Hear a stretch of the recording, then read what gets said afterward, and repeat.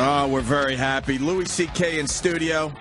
He's got his new show, Louie, on FX, starting a week from tomorrow at 11 o'clock, right after Rescue Me. And you didn't even know, but they sent the first 4 episodes to us. Yeah. And I checked it out. I brought it down to Philly, and everyone that was watching it with me fucking loving the new show from Louie C.K. Thank you. Solid review coming in for you. Awesome. I haven't seen it. I get home, and I was away for a few days, and I just got a fucking envelope from here, which I didn't open. And then Steve had made me a copy. Well, seriously? Yeah. Jesus, man. Jesus, man. Fucking hell. It's the pilot and the first 3 episodes. Are you rerunning the pilot? Well, I don't think the pilot ran anywhere yet. No, they'll show the pilot. The first night it's the pilot, and then the second episode, the divorce episode, that one. Right. Number 4 in your thing. But there's 2 episodes that run the first night. Okay. And I saw Jimmy in it. Yeah, Jimmy. Jimmy was fantastic. A lot of the people that do our radio show in it. Nick DiPaolo, Bob Kelly. Yes, Bob Kelly. Bob Kelly my brother.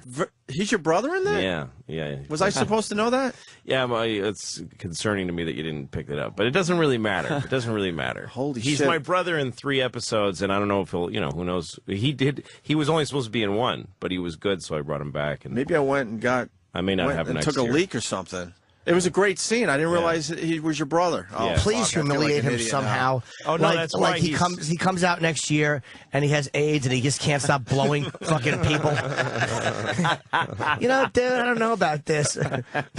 He gets pretty humiliated on this. Good. And it's filmed. I know you really appreciate how things are filmed because I've seen you with your cameras over the years, and it's very obvious you're very serious about how it looks. We shot with a camera that's called a Red, and it's like a film camera. Oh, like that a movie thing's camera. cool. It's like a box, the red, big red. Yeah, it's black, but it's a monster, and you use it takes real 35mm lenses. That's why you use them, like real movie lenses. Yeah, it has a little bit of a gritty look to it. No makeup. I was telling Louie. Not many actors or actresses. A lot of just normal, funny guys. Yeah, for the most part. and I do use actors, but there's no cast in the show. Like there's no set cast. And like Bobby ended up sort of playing his way onto the team because he was in 1 scene and he did well, so I put him in 2 more. But nobody's in more than 2 episodes or so.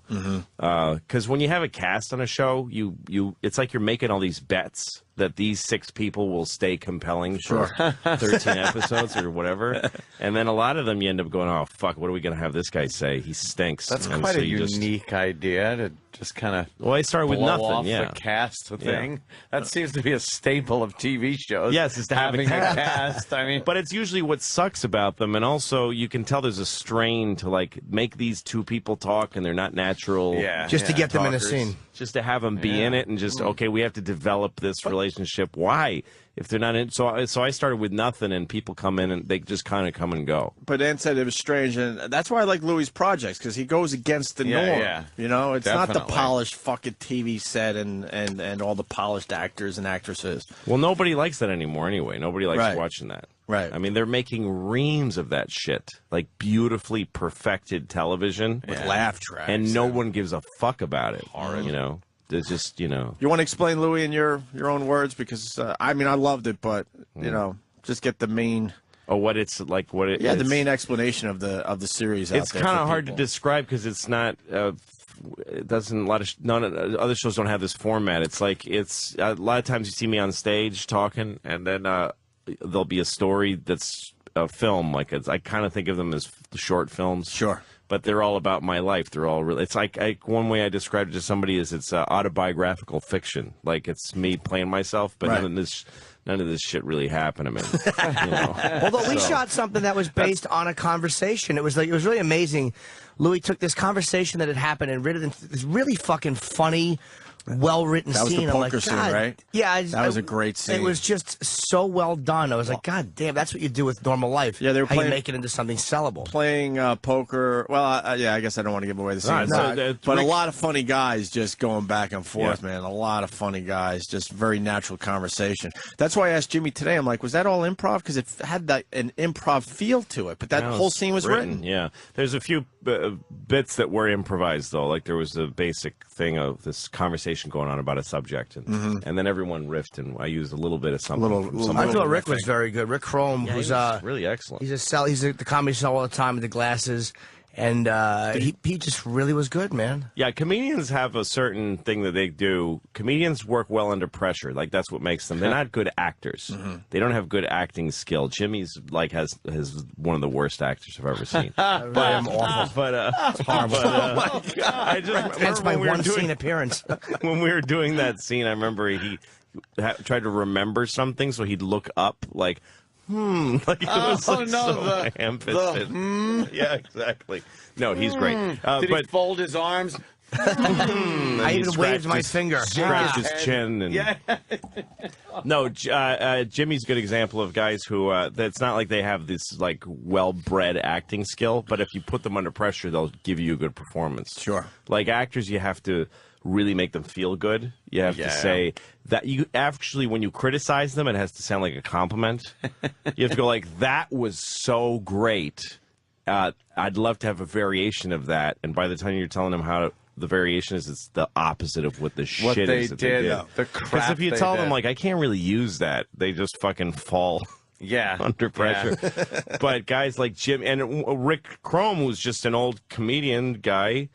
I told him during that thing he was fucking up and not getting some stuff right. In front of everybody else, I said, I really need you to do better than that. I'm not getting the information out of you. You got to step it up. This all comes from you. And I saw him go, oh, fuck, okay. And he nailed it. He did nail it. Yeah. So that's what these guys are like. Yeah, and it's fun for me because it's Caroline's, it's the Comedy Cellar, it's that whole environment that you guys live and breathe in. Yeah.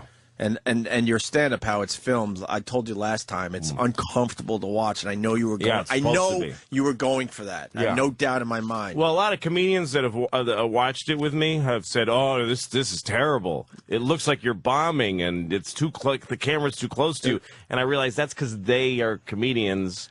Yeah. Right. And they want you to shoot the stand-up in a very vain way with a beautiful floating camera like it's a special. Right. But it's not a special. The stand-up is part of the story. The fact that I am a comedian and I talk about stuff on stage that happens to me is part of the story. So the camera's a bit too close and the angle's slightly uncomfortable. Yeah. And I know Louie did that on purpose. I had no doubt in my mind.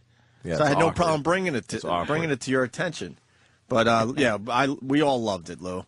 And it starts a week from Tuesday on FX. No, and I learned, Jim's one of the guys I learned it from on Lucky Louie, that if you have comedians, they're just sort of a murderer's row. It's like the meat of your lineup. Right. Those are the guys that you can count on. Nick DiPaolo is come great. Across. Nick is great. Nick's a very good actor. He's in one of the episodes. I don't know if I saw It's the him one where we got in a fight in the episode. Over Obama. And people thought that it was real and it was on YouTube for a minute. That was... okay. We talked about that with you. Episode. That's right. Okay. Yeah. That's right. They kind of blew the fucking bit. Yeah. Because some asshole had to fucking put the... Yeah, there's an extra with an iPhone, and he recorded it. Right. And he posted it online like it was real. Prick. Right. But Nick was great. Yeah. We went after him, though. We heard it. We fucked up his life, I think. Good. How many episodes? 13. 13? Mm-hmm. Second season? You'll never work Second in this season, town again? who knows? I won't know until it's Who on the air. knows? Okay. And Ricky Gervais... they didn't cancel it yet. It's not on the air yet. Jesus. Yeah. We'll see.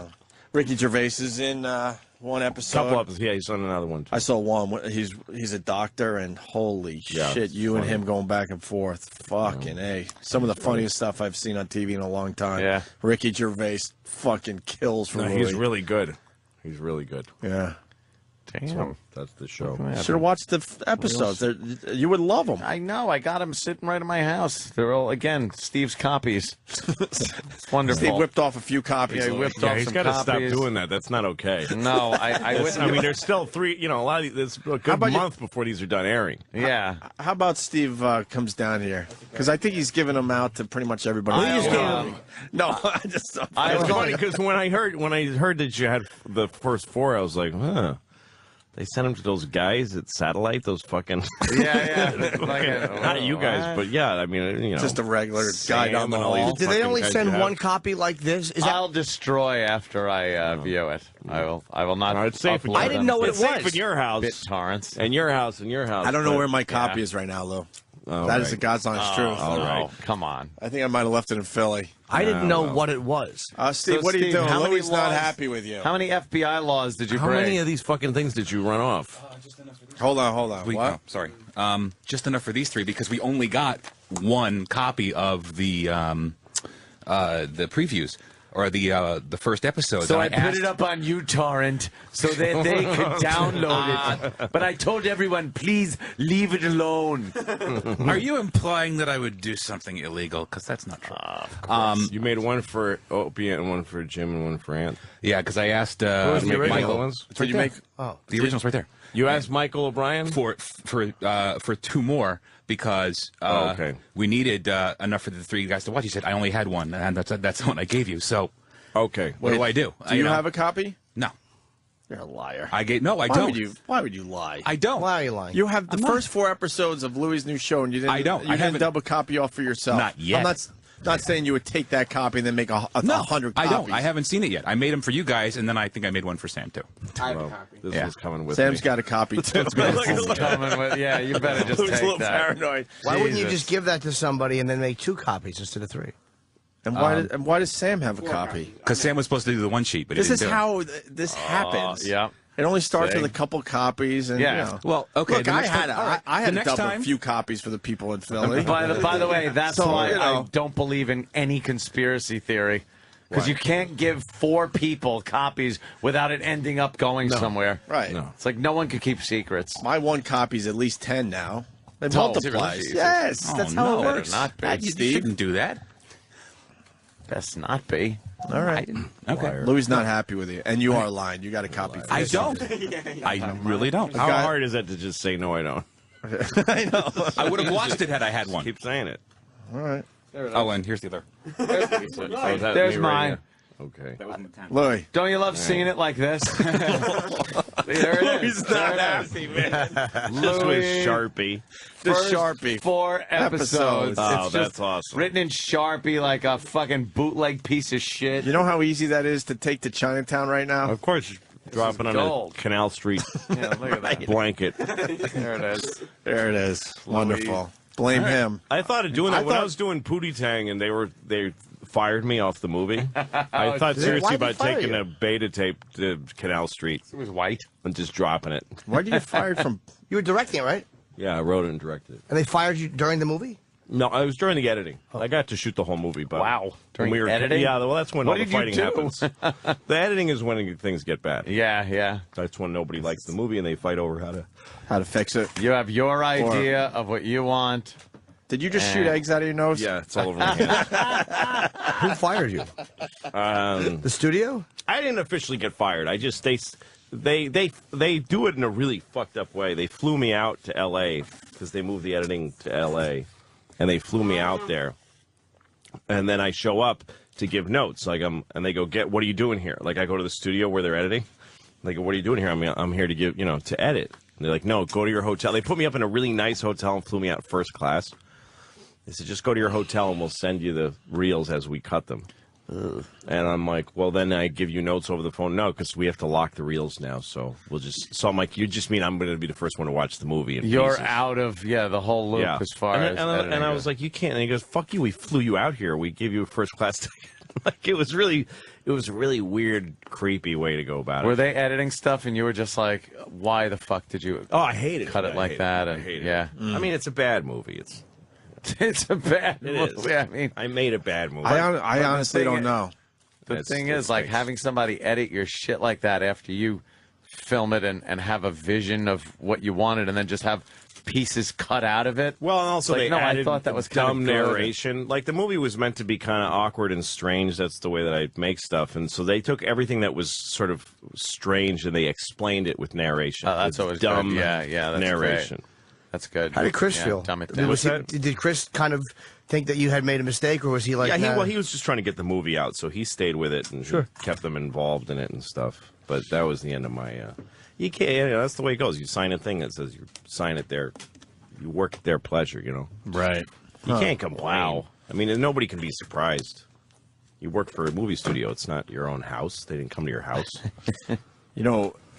And that leads me into this. So you got the new series, Louie, and Yeah. I knew you were way involved, obviously, but creator, executive producer, writer, director, editor. Yeah. It's all you. It's all on you. Yeah, I do all of it. Yeah. Is that just fucking nerve-wracking? It is a lot of work, but I love it.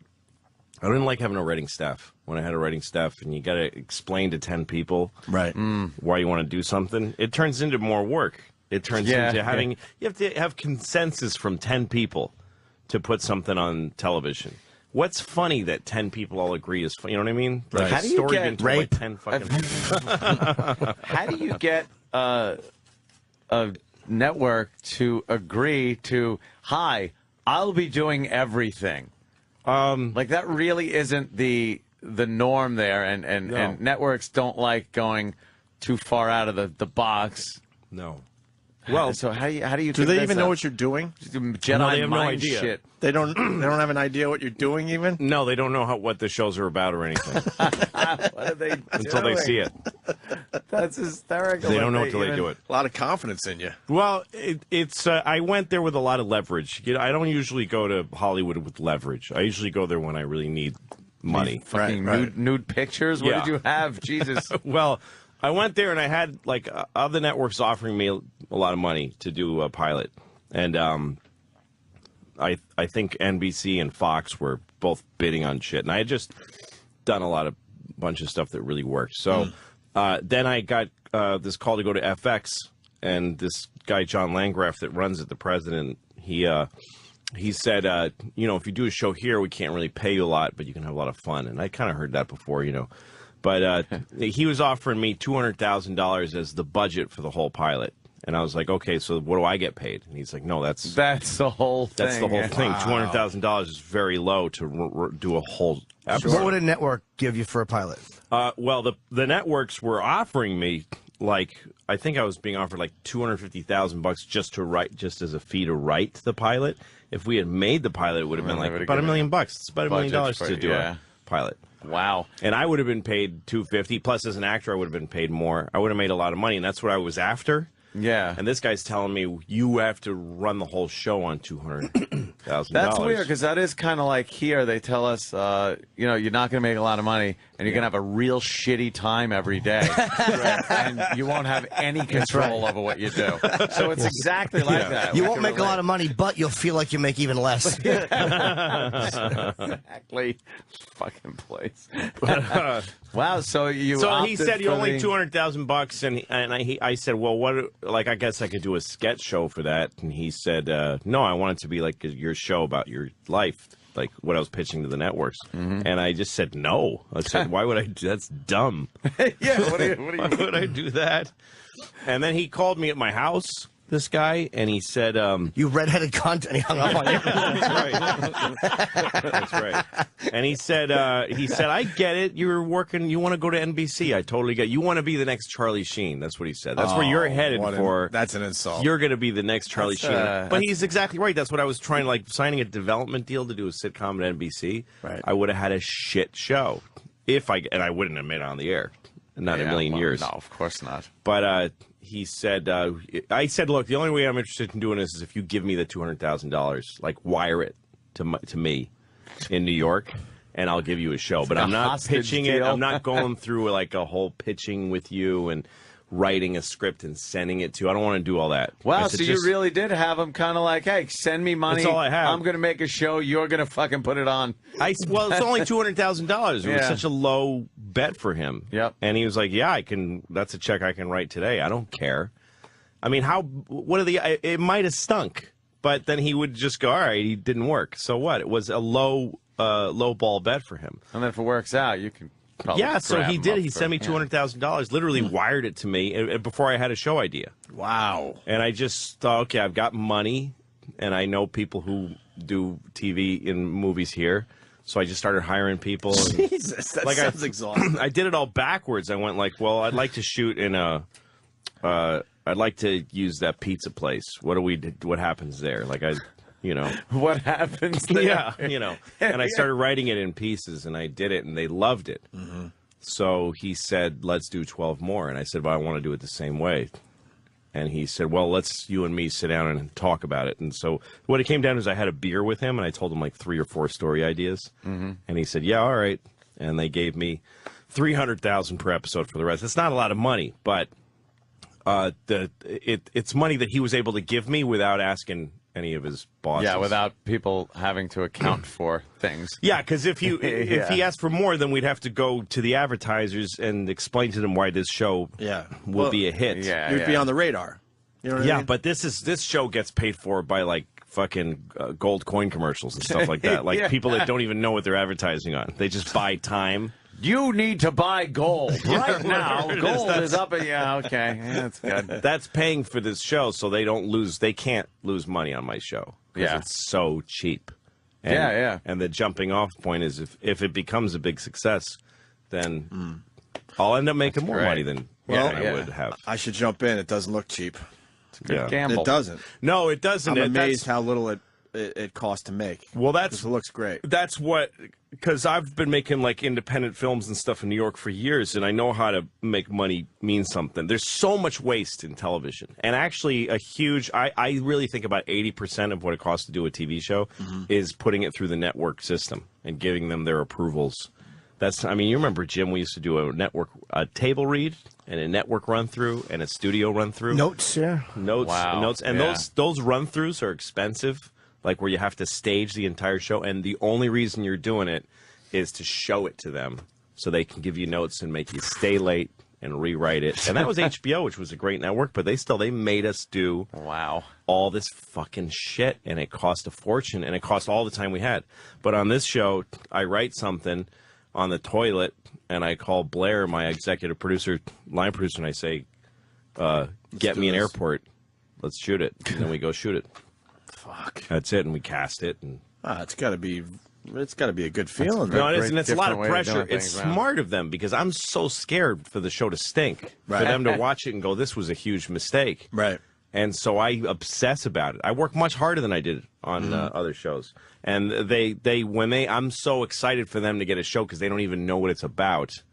And if I get a guest star in it, like when I got Ricky, they didn't know I got Ricky. They were just watching. They're like, "Fuck, Ricky Gervais is in this? Like, how did he get him?" Somebody was jerking off in an office when they heard that. Oh news. yeah. How much did you give him? You got Ricky Gervais. Dude. I had no idea. You got your face, and we gave him $200,000. This fucking guy. Yeah. So he kills it. So that's the trick. Right if the show starts to stink, they'll come calling and start telling me what to do. But for now, they don't care. Can we put in a little blonde kid named Oliver? With the death knell. So, Louie, because I guess I'm obsessed by you, what's going on with you and Twitter, man?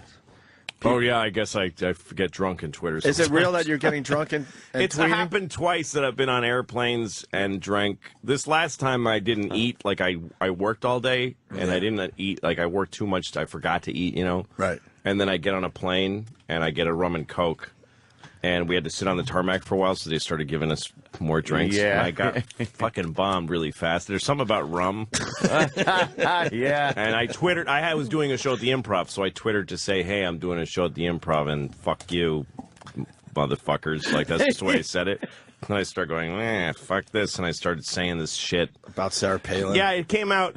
And it wasn't like I'm going to shit on Sarah Palin. It's just that I think I said something like, I'm drunk enough to shit in Sarah Palin's mouth. Right. And I picked her because why not? You. Yeah, exactly. Yeah. And then I got her clanging around in my head and started saying everybody should spray diarrhea in her face or whatever. I don't know what I said, but I got into it.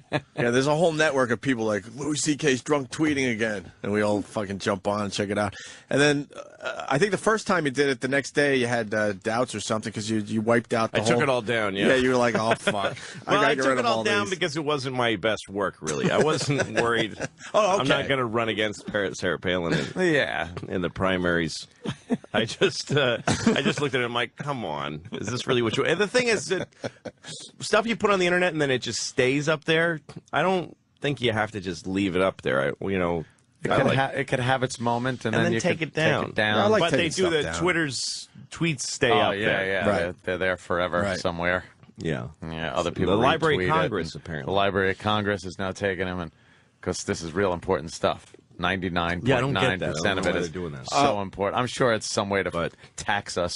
Yeah. Somehow Exactly. there'll be a Twitter tax. Sure. Yeah. We got Louis C.K. in studio, and we got James in Westchester on the phone. James? Hey. What's up, James? I just wanted to say that a few days ago, me and my friends were having some drinks, and he showed me 2 Louis C.K. YouTube videos, and I'm instantly a fan, and I'm so excited for the show. Well, which two were they? The first one was a horse gag and Tub Girl. That's right. That wasn't Louie in that video. Somebody in Iraq. The first one was a YouTube bit where you're talking about only white people should time travel. Oh, yeah. Well, it's not exactly what I said, but... yes. It wasn't time travel, it was vote. And the second one, I think, was a promo for your new show where you're thinking about making a porno. Oh, yeah, the Bobby Cannavale thing. That's right. Yeah, that was very, very... So, I just want to say, like, because of those two videos, I'm now so excited for your show. I'm like an instant fan. Thank you. There you go. So you'll be checking out Louie's new show on FX next Tuesday night at 11 o'clock. Absolutely. All right, everyone else should. Yeah, I think they should. I really enjoy it. I think our audience especially is going to love the show. So yeah, I think that I get to still be very crude on the show, and you're being you. Yeah, you know. I've been amazed by what they let us keep on the air. There's some nudity. All that's going to stay in there. Yeah, and I mean on the Ricky episode, at one point he says your cock looks like a dog was sucking it off. Yeah. And then he started chewing on it because he thought it was a blood and cum-filled shoe. Yeah. That was the first thing we said, that it went to Standards and I was biting my nails. And the email that came back was, Standards has no requests. Wow. That's it. I was like, are you serious? You're in the right place, Lo. Yeah. You're in the right place. Most definitely. Because, I mean, just because I got these episodes, I'm thinking, okay, some of this they're going to have to maybe clean up slightly. No, that's as they're going to air. That's how it's going to air. Right the fuck on. Yeah. All right, why don't we take a break? We got Louis C.K. in studio. We'll talk about some other things. Louis' new show is going to be on FX next Tuesday after Rescue Me at 11 o'clock. Make sure you check it out. All right? That's it? Yes. The Opie and Anthony Show on the Virus. Sirius XM. We're hanging with Louis C.K. today. Once again, his new show, Louie's on FX, next Tuesday is the big premiere at 11 o'clock right after Rescue Me. And I've seen the first 4 episodes. I want to say it again. I'm fucking loving this new series from Louie. Thank you. And we were discussing during the break, Bill Donahue is up your ass again, huh? Yeah. Our old pal. Yes. The guy that got us fired, made our lives miserable for about 2 years, 3 months. That's not about. I know exactly. Mm-hmm. And then he welcomes us back to radio with open arms with a nice little press release, which actually helped us at the time because everyone was really nervous. And now he just kind of calls our show. Right. I haven't forgotten. No, you shouldn't. No, I still kind of like, fuck you. But, yeah, I did the Daily Show and I said that the Pope fucks kids and he got mad. That'll get him mad. Yeah, that'll get him wound up. Tell his boss to quit fucking kids. Don't look at me. Now, what do you mean by he got the weather, man? What do you mean he got mad? Was he all over TV? No, he doesn't get that much attention usually. He doesn't do TV anymore? He doesn't. He made a press release on his website that I should not ought to have said that the Pope fucks children in the asshole. What drives me nuts about Bill Donahue, he'll have a problem with a movie, a TV show, maybe whatever. And then I'll ask him flat out, well, did you see the movie? Yeah. No, I did not. I'm like, that's what, when last time I was on that he was on, he and I debated on your show. That's a great YouTube clip. People love that one. And he said, I asked him about why he said something about Lucky Louie, that it was anti-Catholic, and he said, what are you talking about? And I explained it to him. He hadn't seen the show. Mm-hmm. He wrote the press release, but he hadn't seen it. Yeah, he admitted he never saw the show. The amazing defense that he had was, wow, do you really think that people like me, heads of groups like mine, actually watch the things that we complain about? Like, he actually expected people to go like, oh, well, we don't expect you to. That sounds horrible to people listening in. No, he's telling Catholics, like my grandmother, like that they shouldn't, that they should be offended by something, and he hasn't fucking seen it. Never even saw. So how do you know it's offensive? It's about as phony and fucked up a thing for a guy like him to do. He went after Religulous, I think that's how the Bill Maher movie was called, right? Yeah. And fair enough, if obviously he would have a problem with a movie like that. But I asked him, did you at least see the movie? Because he was all over TV yelling and screaming about it. He goes, no, I didn't see it, but my staff did.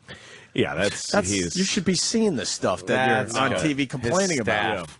So what happened? He just sent out a press release? Yeah, that I shouldn't have said what I said, and he wanted some kind of boycott, but it fell I don't know what he did. Some other group wanted to boycott Comedy Central, which who cares? But anything with boy in it. Jesus. Those wacky. God. He's not quite the... I didn't just say that the Pope fucks boys either. I mean, I made a case that he lets other people fuck kids. Yeah. Right. And that I think you either are disgusted and horrified by fucking kids or you can't stop doing it. Was that you that said something like if they found out this was going on at Kmart or, some other organization? Yeah. If you found out Kmart employees were just fucking children, there would be a giant investigation on Kmart. They would go down. Yeah. No, the Catholic Church should at least lose their license at some point. At least lose their God license. Yeah. Or you're opening a school whenever you want to license. Yeah. Or the whole paying no taxes for prime real estate in every city in the world thing. Yeah. They could at least get that taken down a couple of notches. There do seem to be a lot of young boys involved with church. You go to church for anything, and there's young boys holding the candles and doing things. It's like, is that really necessary? And with all the shenanigans that have gone on, it just can we creepy. Maybe err on the side of safety and maybe put some just a few non-Catholic chaperones, ugly Jewish children.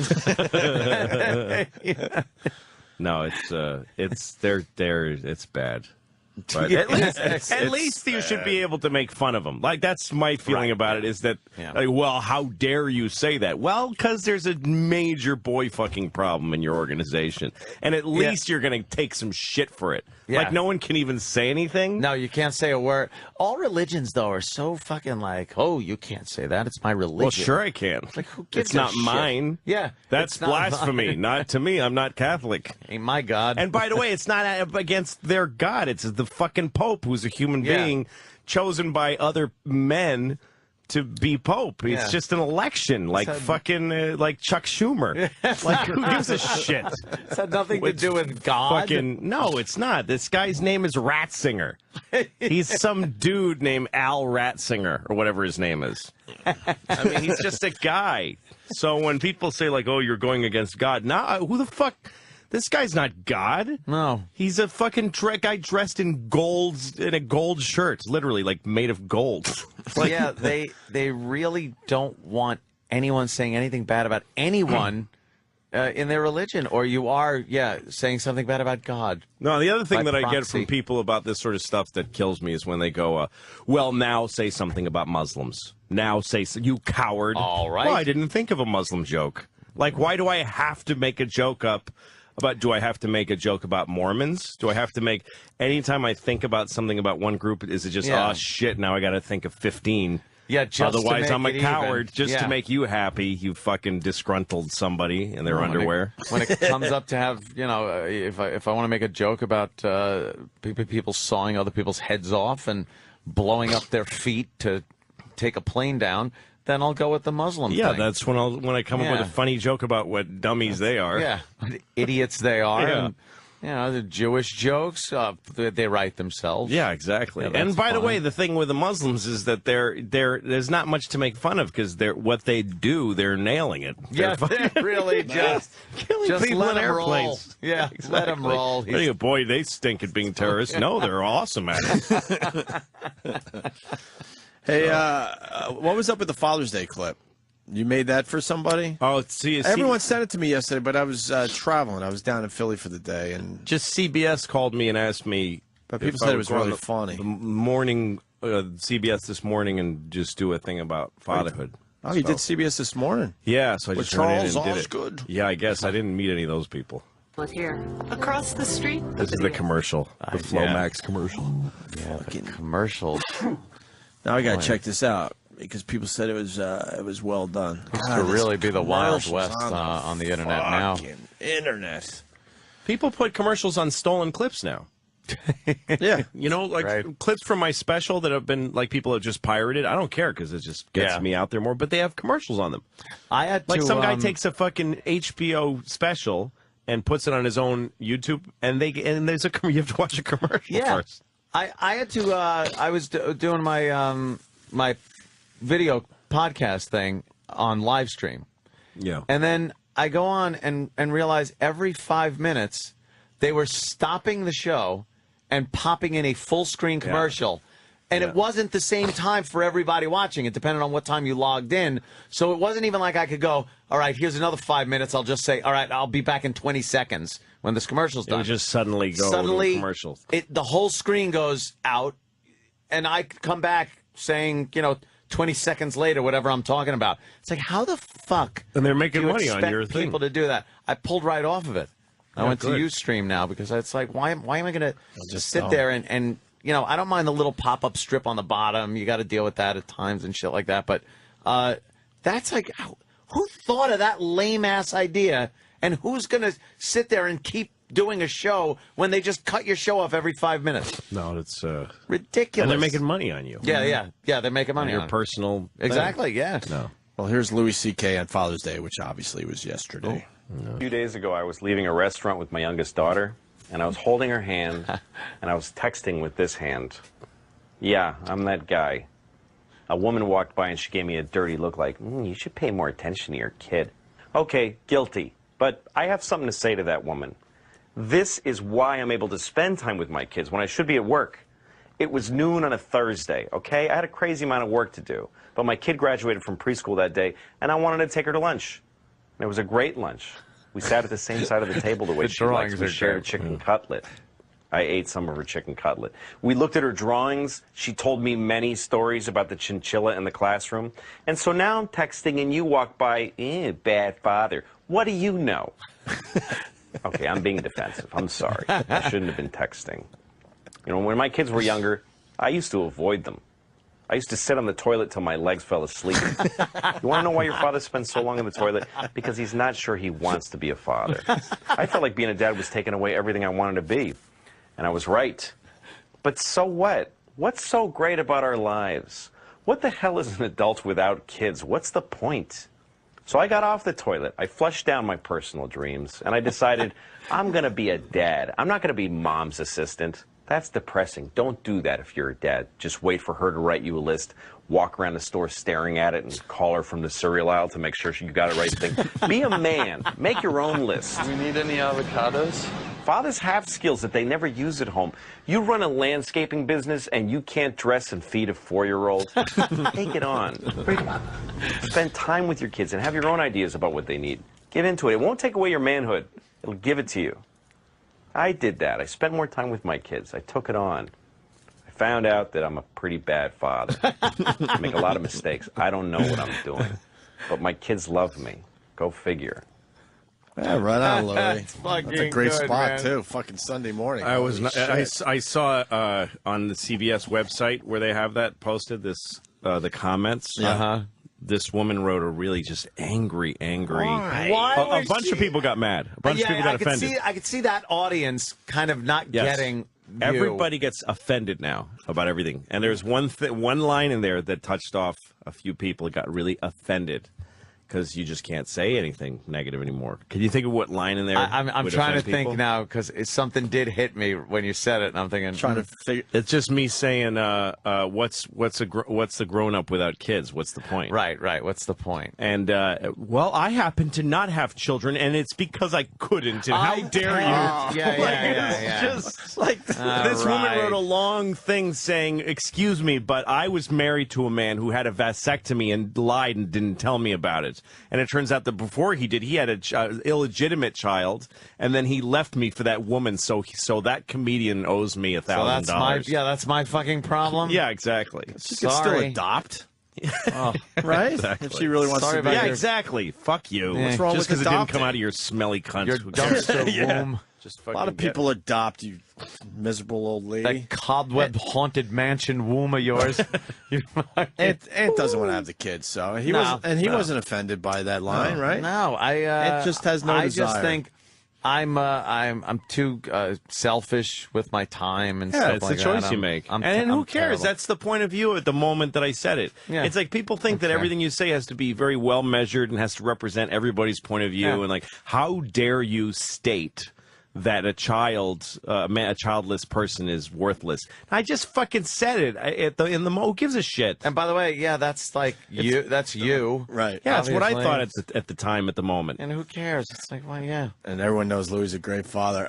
Too bad I can't do it. Charles Osgood. Jordan obviously watches Sunday Morning.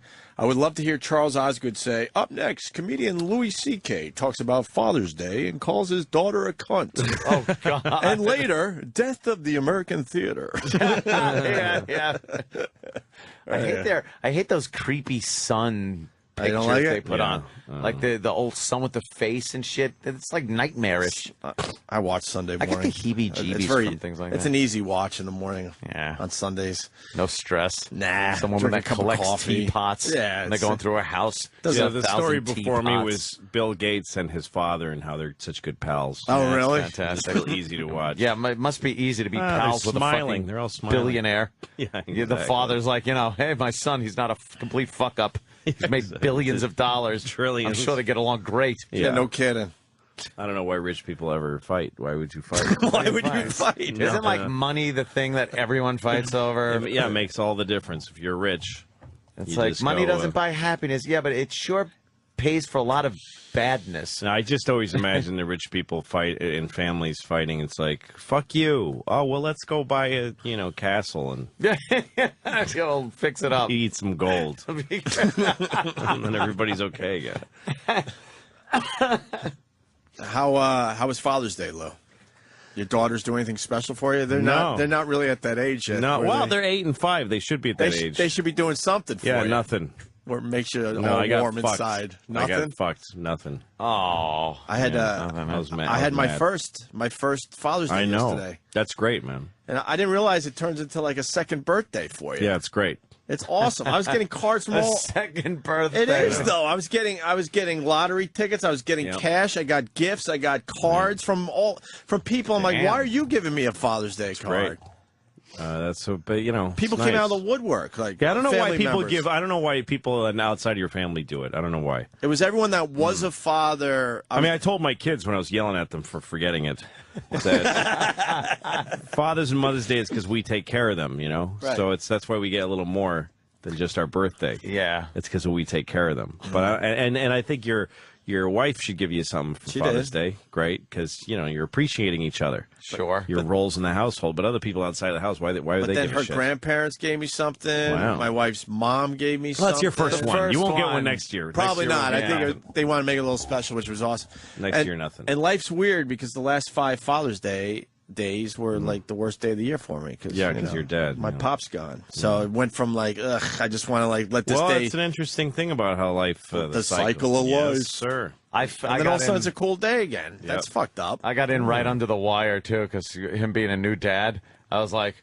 fuck, like 8:30 at night. I'm like, hey, happy Father's Day, Opie. Hope it was good. It was definitely. I was like, whoosh. Under the wire. I was mad at my kids for forgetting, and then I thought, should I call my dad? And I thought, fuck that, I'm not calling him. I didn't call him. I was just surprised you thought of me outside the show. I was like, wow, Jesus. Thanks, Ann. Well, because I was thinking it's like Father's Day, because then everybody was pretty much leaving the house. Yeah. And it gave me time to think for a second. I'm like, oh, yeah, new fathers. There's a few of them. Like stupid Travis. With his beard and his kid. Trying to hide that he's gay. What did he do? You really went the distance, didn't you? Had a kid and everything. Yeah, I'm all in. I had to. Never mind. Well, what? now I have to. Now you have to. I had to leave my kid for the first time yesterday. I'm fucking all of a sudden I got teary-eyed. Yeah, I'll admit it. I got teary-eyed. And it was like, you faggot. I know. In front of a house full of people down in Philly. Tough, there's some tough people in that house. You mean you're going to be away from the kid for a while? For a couple days, because she's visiting family down there. I have to. Philly, did they throw beer on you and fucking batteries? Right, throwing batteries as I'm trying to leave the house. Philly, like, and I go, oh, this is what this is about. Like, it finally hit me. Like, oh, fuck, okay. Yeah, no, because you've been with this person their whole life, so 6 weeks. Yeah, it's their whole life. I'm at the point because it's only 6 weeks. I'm convinced we're just babysitting. Yeah. I'm waiting for the parents to show up and like, oh, okay, that was nice that I was babysitting for 6 weeks. Yeah, I'm only starting to realize, wait a minute, this is... No, so I remember when my ex-wife gave birth. She wasn't my ex-wife then; she was still my wife. But we were divorced before the baby was born. Right. All that happens. Oh, hell yeah! I knew a guy, a writer. I worked on the Cedric the Entertainer show, and this writer, James, he had 3 kids, and he said, when my wife gets pregnant, I just leave the house. I just leave for a while till the baby's born, then I come back. Holy shit. Really? I was like, seriously? What the hell is that? He goes, because I was talking about how I was struggling in my marriage with, the new baby and all that stuff. And he goes, oh, yeah, well, when my wife gets pregnant, I just leave because she gets really, hard to deal with.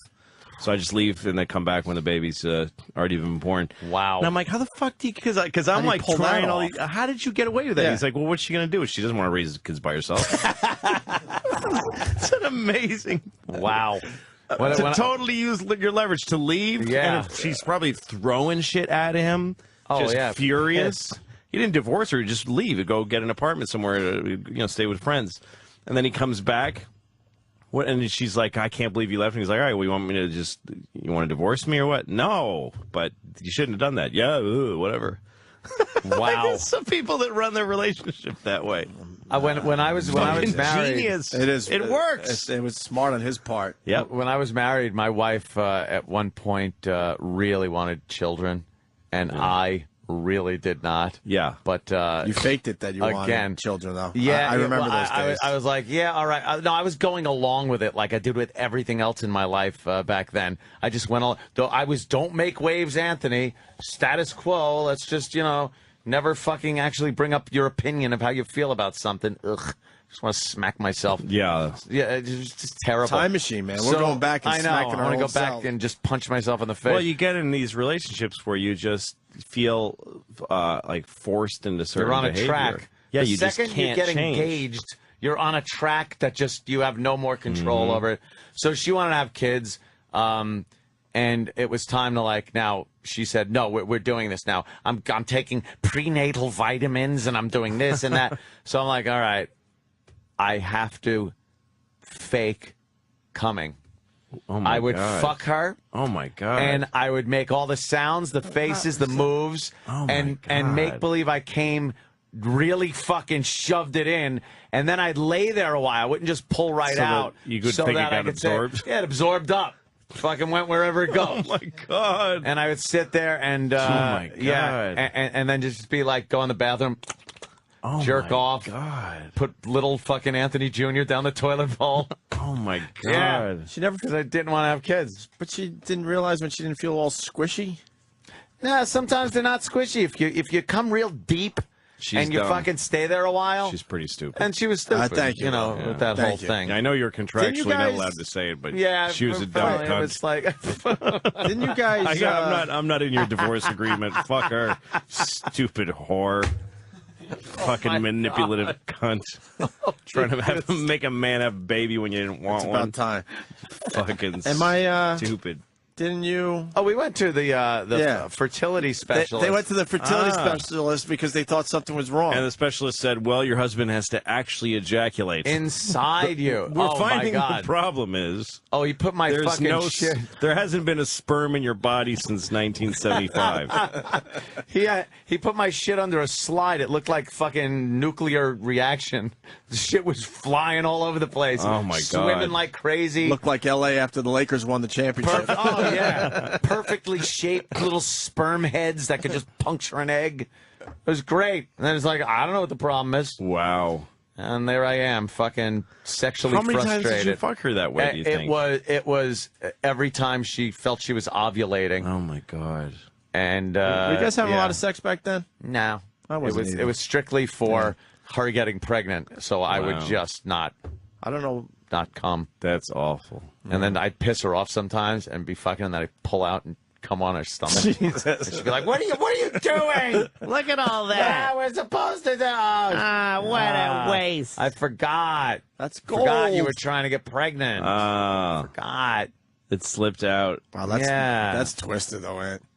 Yeah, well, I didn't want the a kid. things you'll do. I did not want a fucking kid. That's for sure. Thank God I didn't have Anytime one. you're in a relationship where you're like complaining to a friend about unhappiness, Yeah. and the friend goes, Bad. "Why don't you just tell her something like that. Yeah. And you go, oh, no, yeah, that's maybe that's crazy? How you do stuff.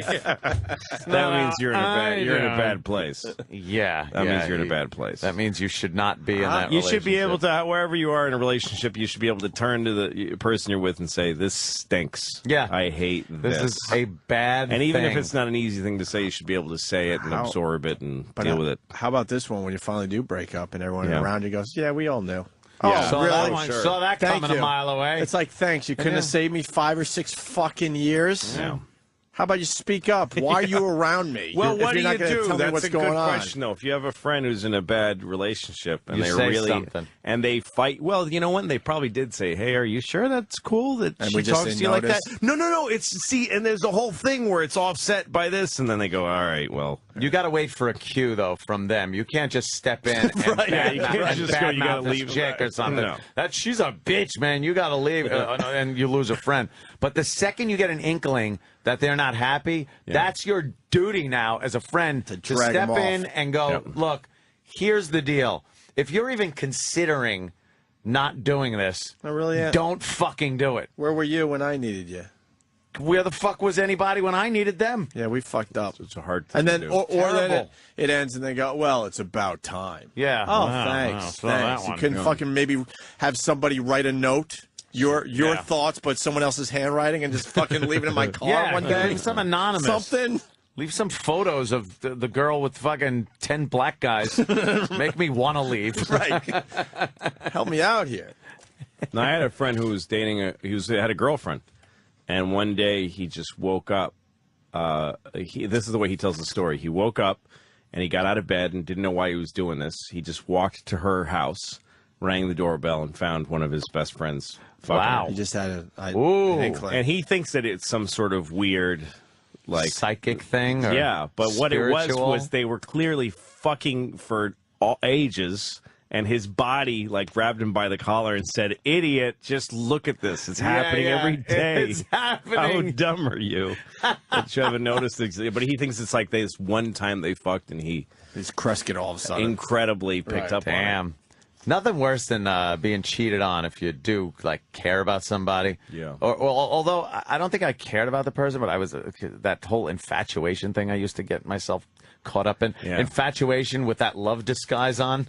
Infatuation can dress like love, and it walks around. You're like, it's love, and then you're like, holy shit, that's infatuation. Yep. And there's a girl, and then she ends up with like one of my best friends, which is just like. Amazing. Well, can you just take one guy in between me and my best friend? It's easy for you to fuck. Go to a bar, find an anonymous guy, fuck God. him, and then like ease into my best friend. Yeah, you got shit. the pussy. You could get laid anytime you want. Because now I don't have you or my best friend because I can't hang out with him because No. he's fucking you. No. It's like terrible. I was Shit. when I was writing Fuck. at Conan, there was a woman that worked in the office, and we were fucking around. Like, we would just fuck once in a while. And I liked her, but we didn't. Mostly, we just fucked occasionally. And one night, we went to dinner, and she said, "I don't want to do this anymore because I want a serious relationship, and I want to be with somebody, you know, have a real companion." And I was like, "Wow!" And I hadn't had a girlfriend in a long time. And I said, "So you're saying you want to make the next step?" And I was like, "Well, I like you. Yeah, maybe we should be." Oh, And I no. said, "Yeah, let's be together." Okay. And I was kind of really excited. Wow, I kind of have a girlfriend now, and. Yeah, okay. And she was like, it's something weird about the way she was acting as I was saying all this. She was like, yeah, okay. And then the next day I go to work and she's going out with another writer. She was starting to say, I wanted a serious relationship, so I'm going out with this guy. Yeah, yeah. But I started saying all Thought this it was shit, you. and she just let me train wreck into saying, so now you and I are together. And she's like, all right. And the next day she's with him, and they got married. Wow. I was like, I just felt like an idiot. Well, we got the phones lit on this topic. Brian in Maryland. We're hanging with Louis C.K., by the way. Let's get another plug in. Louis, next Tuesday, it's his new show on FX. Saw the first 4 episodes. I think the audience is going to love this one. 11 o'clock next Tuesday on FX. Brian, what do you got?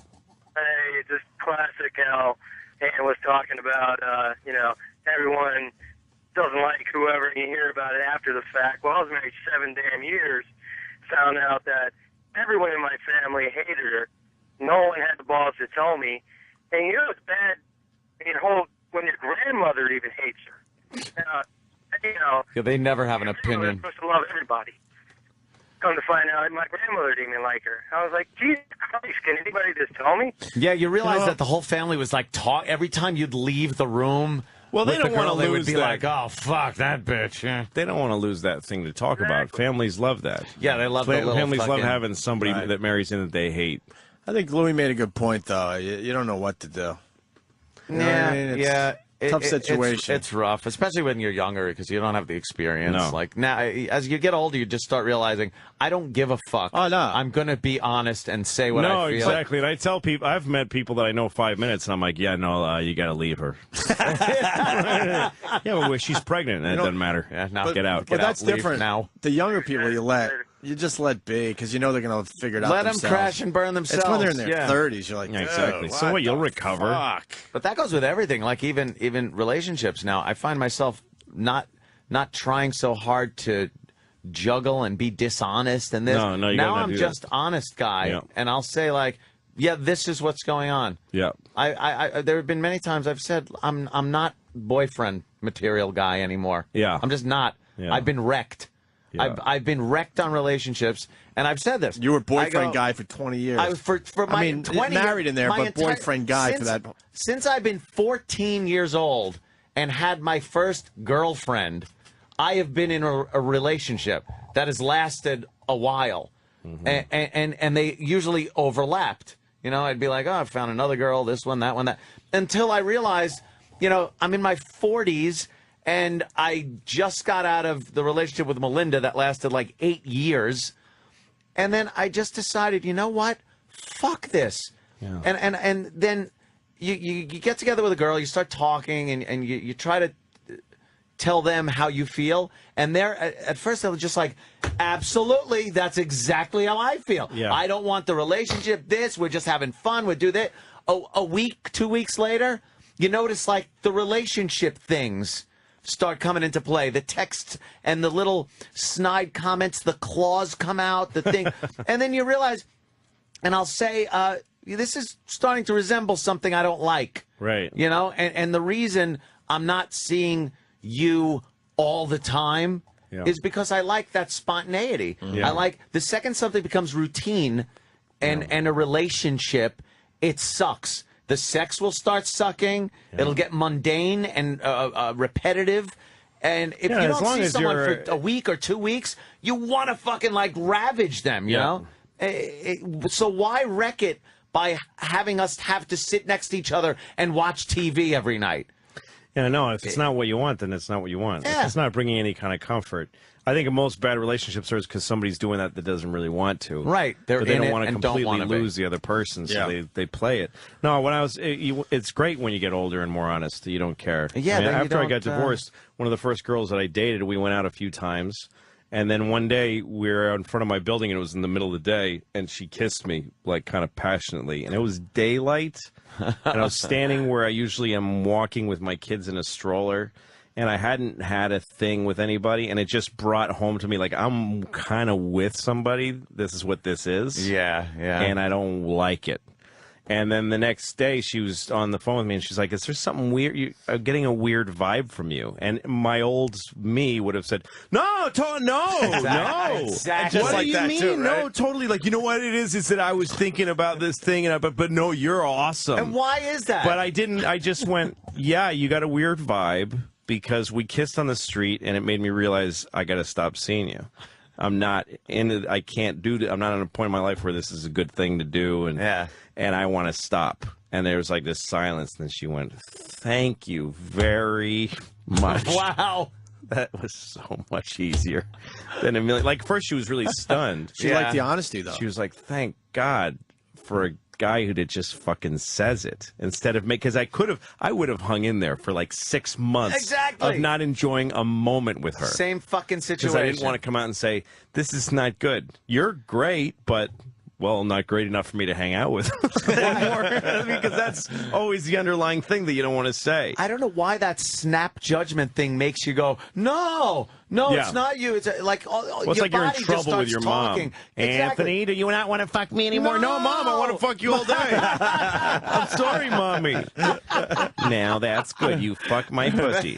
Very good. We got lots of great phone calls coming in. It's one of those situations you do. You get older, but the bad thing about it is you never want to sound cliche, and that whole this point in my life. Yeah, it's not you. It just sounds like. Yeah, I try to say it in the blunt, like the thing I try to do now with every relationship or even moment with somebody in the street is whatever is in my mouth. Because if I try to say exactly what I feel without being polite. If you try to say it politely. It's a mess. It comes out sounding like a bad chick flick line. Well, because it sounds like you're covering what's real, and what's real is not as bad as you think. It's the fact that you're covering makes her think that there's something much worse. It makes her think that you just are grossed out by her. You don't like her. She's not attractive, and so you're making something up. Whereas really, you're just being a coward. You just being honest. I don't want to do this. I don't want to do I got this. a gut feeling. I don't like it. I'm going I want home. to stop now. Yeah, I want to stop. Yeah. That's it. That's exactly it. I'm done. though. I'm done with the thing of talking to you. You guys are the exception, though. Obviously, you know. I mean, that's well, we got to the exception through divorce. Yeah. Oh yeah, the exception came very I'm just saying late in that's life. so hard. It sounds great, but it's so hard for most people to do. It shouldn't be. If you do it every minute, then you know. I mean, there's like a million stupid Mark Twain type quotes about if you would never lie, you always don't have to remember anything. If you always tell the truth, you never have to remember anything. Yeah, when you start lying, it's you just start creating a. Let me grab this. I'm a bad liar. There's a lot of people in marriages who are like, I shouldn't be in this, but how long could I possibly live? You know, just resigning themselves to death. Yeah. Let me grab this call. I don't want to lose this guy. He's miserable. Maybe we can help him out. Jim in Staten Island. Jim. Oh, this is Jimmy Greco, listener number 3 from a very long time ago. Oh, right on, Jimmy Greco. I remember you. Yeah, what's up, boys? I'm in a miserable marriage with a miserable fat cunt that the only thing she does is, the only interaction she has with me is, what's your check look like? Okay? The minute I turn around and I go stand up for myself, I used to have a substance problem. So right away, are you using? It's just a miserable fucking existence. I would fucking leave, but I have a beautiful 4-year-old son. And I don't want to leave this boy with this sick fucking cunt. Okay? I jerk off more now than I ever did before. This morning, as I'm getting ready to work, I said, let me throw X in that text. And let me look for something to beat the fuck off to. Beat the fuck off to. Listen to this poor guy. I know. He's just miserable. And how is your check? And are you drinking? Yeah. That's what I want to know. I haven't had a drink or a drug in fucking 109 days. And I said, now I know. Wow, 109 days. When you're saying I thought you were gonna say 109 days, you better go to a meeting. Yeah, you're not a meeting now. You're not going to make 115, sir. No. Hey, it also says she beat you. Is that true? No, she's taking a couple of swings at me here and there. I don't want to put it through a fucking wall. Did you ever hit her? No. I did a call to her once. She fucking ran into the bathroom, and I fucking popped open the door. And as she sunk down to the ground, cowering, and I said, don't you ever fucking raise your fucking hands to me again, okay? Why? All right, listen. That's your. That's your. Like a treat. And Jim, that's this 4-year-old is having a ball. These people sound awesome. He wasn't home when this shit happened. Now, Jim, that's all right. Listen, I'm gonna jump in. That's your side of the story, and I believe every word of it. No, and why would she stay in this thing then, Lou? Well, I don't know. I don't know why. Some people, there's always one She obviously is miserable, too. There's always one person in a bad relationship who's perfectly happy to be in a bad relationship. There's always one person who's like, who's fine with it, who's fine with just constant shitty. Yeah. The only thing I would say to you, sir, is that you're not going to lose your kid if you leave this woman. You get to keep the kid. Right. But you want to know what, though? I don't want him to have that in the back of his mind. You know, you're a coward. Nah, the other way to look at it is your son's learning that if somebody who just called me a coward. You just calm down. Yeah. You're calling a comedy show. Please try to remember that, Jim. It's not. This isn't this kind of show. We're doing the best we can. I have no problem saying it, Jim. Opie said it, and because I was there, I was a coward too. Like, why are you staying? First of all, I want to lose half my shit. That's something. Well, that's a very good answer. We've talked about that on the show a lot. It's not a good reason to stay. It's a good question. Okay. I don't want to leave my kid. Number 3. What the fuck do I do? The only person who's going to win is people procrastinate. People don't pay their bills on time. You're going to fucking go file for divorce. You know what a pain in the ass it is? No, it's a huge pain in the ass. Get a lawyer. Yeah, but here's the thing. Shit, to get it started. The 2 things. I don't want to lose my kid. I don't want to lose half my shit. I mean, they're both beatable. Because, first of all, you have this idea that your kid's going to grow up thinking my dad left us. It'll be true if you leave the classic way of just, like, take off. Deadbeat dad. And just show up once a week to take your kid to an awkward fucking Little League game. They have nothing to say to you. I remember seeing this father with his daughter, and it was so clear that it was like a visitation. Yeah. And they were walking down the street, and he goes, well, we got 2 hours left. What do you want to do? And she goes, I don't know. Oh, geez, he really gave this thought. Yeah, so it's not that's a shitty father who divorced and then just kind of marginalized their kid. But if you fight for your right to be with your kid and you fight for your custody time, then what your kid will, because if you don't do that, the thing you teach your kid is that if a person is abusive to you, you stay with them anyway. It's not a good signal to give a kid is that if you're in a shit marriage with a bad person or you're a bad person, that these guys stay together. So that isn't. So I don't buy the you're not going to. The kid's aware, Jim. The kid's aware kid's that's living in a nightmare. house of misery, right? So if you separate, then both of you become happier people, and the kid lives in 2 homes that are happier than one shit home. So that's a plus for the kid. And then as far as half your shit, well, fucking be a man and raise twice the money. Just work harder. I mean, really, it's that. I liked the fact that, I mean, I'm paying shit to my ex because she didn't have a job when we split up. But it puts me at 0, and then it just motivates me. I work much harder now because anyway, I had to take care of her before. And it actually, if you look at it this way, it reduces your nut with the other person to a check. You have one check that you write. Yeah. I mean, it's not like that. When you're married, it's not like that. You fight over money. She spends whatever she wants. She's got your bank book. But once you get divorced, you write one check, and it's contained to that. And you it's know what it is. And you call that 0. You just move the 0 line in your mind to after she's gotten hers. Exactly how I rationalized it. And then you go 0. Now I got nothing. I was happy to give away whatever I had so that I could be at a clean me 0. And then if I raise $10, I spend 8 of it on Snickers bars. Can I ask you a question Shove about the that, $9 up my ass. It's my business. If you didn't have the kids, that would be a tough check to write, though. Like in Ant's case, he had to write that check, and he had no connection with her. Like he didn't have kids that he loved or any of that shit. You know what I mean?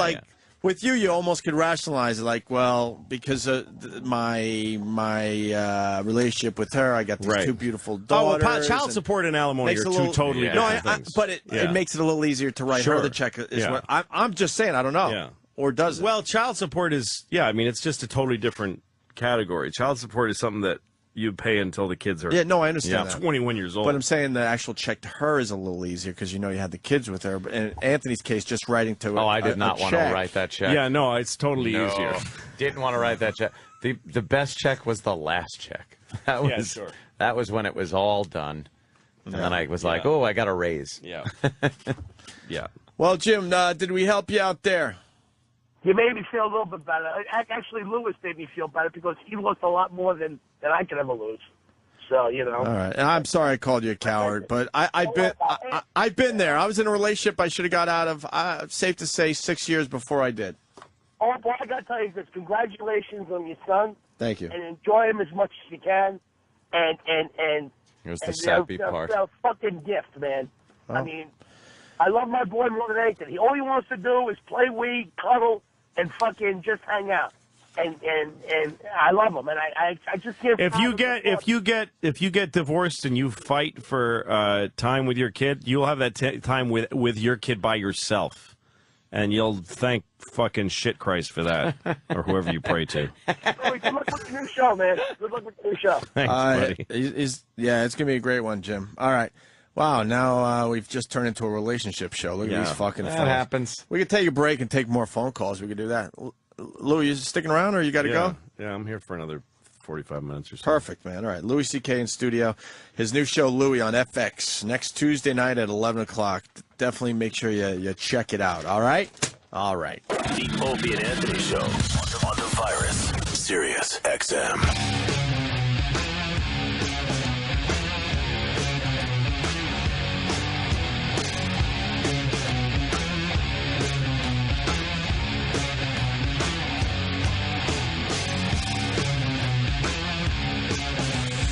Louis C.K. in studio.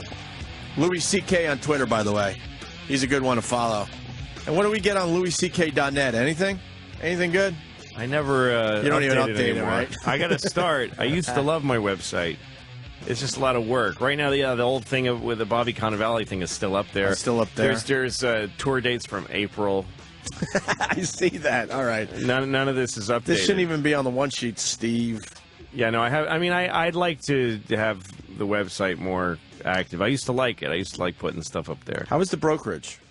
Brokerage was awesome. I was on Long Island. I was trying to get away from I had such the a good baby time thing. there.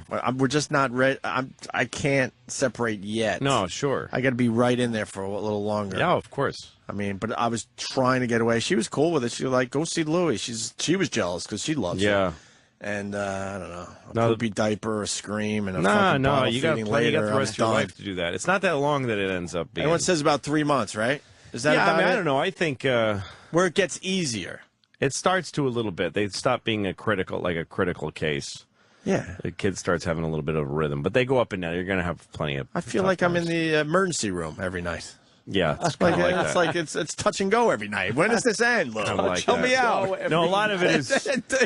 He knows. A lot of it is your perception too. Like I remember when we first had our baby, the doctor said if she cries and you just can't make her stop crying, call a doctor. Like if she's really totally out of control, can't stop crying. Yeah. So one night the baby was crying and crying. And I said, I think this is it. We got to call the doctor. This has been, So I call the doctor to something like the fucking midnight. And the doctor says, how long has she been crying? We looked at each other. I'm like, 5 minutes. They were talking like an hour. But it felt after 5 minutes like this is totally a disaster. Not going to stop. It's just perception. You just get used to stuff. I'm used to it now. Yeah, it's more what's going on inside of you than the baby knows exactly what it's doing. The baby's a genius. But they don't teach you shit in the hospital. You're there for 2 days. Of course not. Teach us some real shit. Like they don't tell you that the kid will make some really fucked up noises in the middle of the night, which you will be convinced is something horrible. Yeah, and it's just normal. It's like Jay Moore explains in his book. It's like you're living in a zoo or something. There's a lot of animal noises coming from the crib. Yeah. They don't tell you that. I thought it was a snore or a cry. That's all you're worrying about. Yeah, no. But these weird, fucked up noises. Doesn't breathe right at first because it's still figuring out its lungs. They don't tell you this stuff. Yep. Oh, that's pretty creepy. But now a lot of those noises we hear, we're like, oh, okay, that's what that is. That's the elephant noise. It's all parents are learning. That's what it's all. The kid's raising you, really. I mean, the kid knows. The kid develops at its own pace. Yeah. But you have a learning curve. And not as many feedings, so we're good. We're starting to sleep a little bit. Knock on whatever. That'll change for the ride. It changes again? It'll get bad again, yeah. It always does. What are you talking about? And the kid has growth spurts. They'll have growth spurts where they just constantly feed. Does she breastfeed the kid? Yeah. So there'll be times where she'll start just saying, this fucking kid is chewing the shit out of my nipple. I can't take it. It gets really, really hard.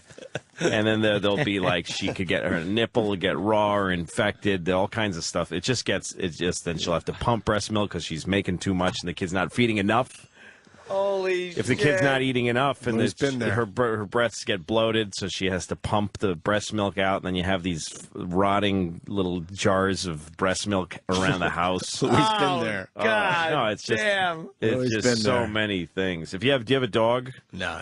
No, we had our dog. When our dog got mad, dogs will punish you. Like if you leave him at home too long, we'd come home. The dog would go through the baby's diapers and spread baby shit all over the house. Shit like that, and you come home, motherfucker, just screaming at the dog. And I could not imagine the that. Baby's crying. It gets tough. Oh, it's damn. Endurance. Boy, I was looking for and then the teeth come in, and that fucking hurts. And then the teeth fall out. I get it. And then the new teeth come in. I get it. I actually brought this up hoping you were going to help me out today. No, you get used to it is what happens. You get immune to it, and then it just becomes it's all what you do. good. Yeah, it becomes what you do. No, so far so good. I'm good. I'm loving it.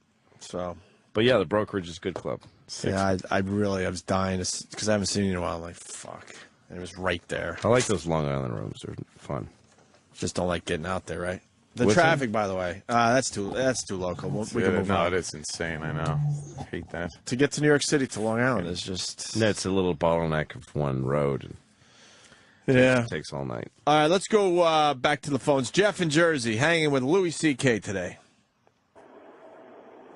That was a great setup, Jeff. Let's go. Hello. Hey. How are you? Great. That doesn't matter. Hey, no, I just wanted to make a comment about that guy who was staying with his marriage because of his son. I'm a long-time listener, and I used to listen to Anthony about his nightmare stories and his wedding, and it felt like he was talking about myself. And I would say the same thing. I wanted to stay for my kids. And they got to an age where one day one of my kids turns to me and says, Dad, you and Mom are never going to get along, huh? Because we are so unhappy that you guys are together. And it really woke me up to realize that, yeah, me and my wife were miserable with each other. And when I was upstairs, she was downstairs. I was in the kitchen. She was in the living room, totally avoiding each other, never doing anything together as a family with the kids. So I neglected to realize that me miserable, my wife miserable, made the household miserable, the kids were miserable. Yeah, that's what happens. Fucking trotting around the house. Yeah, there's not this spaghetti at the wall. This thing of trying to stay together. Yeah. If it's not working, I mean, if you feel like when you have a fight you get somewhere, I think like that's the key. It's like, how do you know whether to stick in there? Yeah. I think if you feel like after you have a fight, you just made it made it an opportunity to open up, like you go, oh, okay, look, I get it. And you see a little more of the other, if you feel like you see the other person's point of view. But if you have a fight with your wife or husband and you're now in the other room going, you fucking cunt. It's just nasty. And you just had to get away from each other because it got that bad. Even that happens. But if that's chronic, then it's like, yeah, I don't think there's nothing wrong if you look at it from like a biological National Geographic, how lions mate and that kind of thing.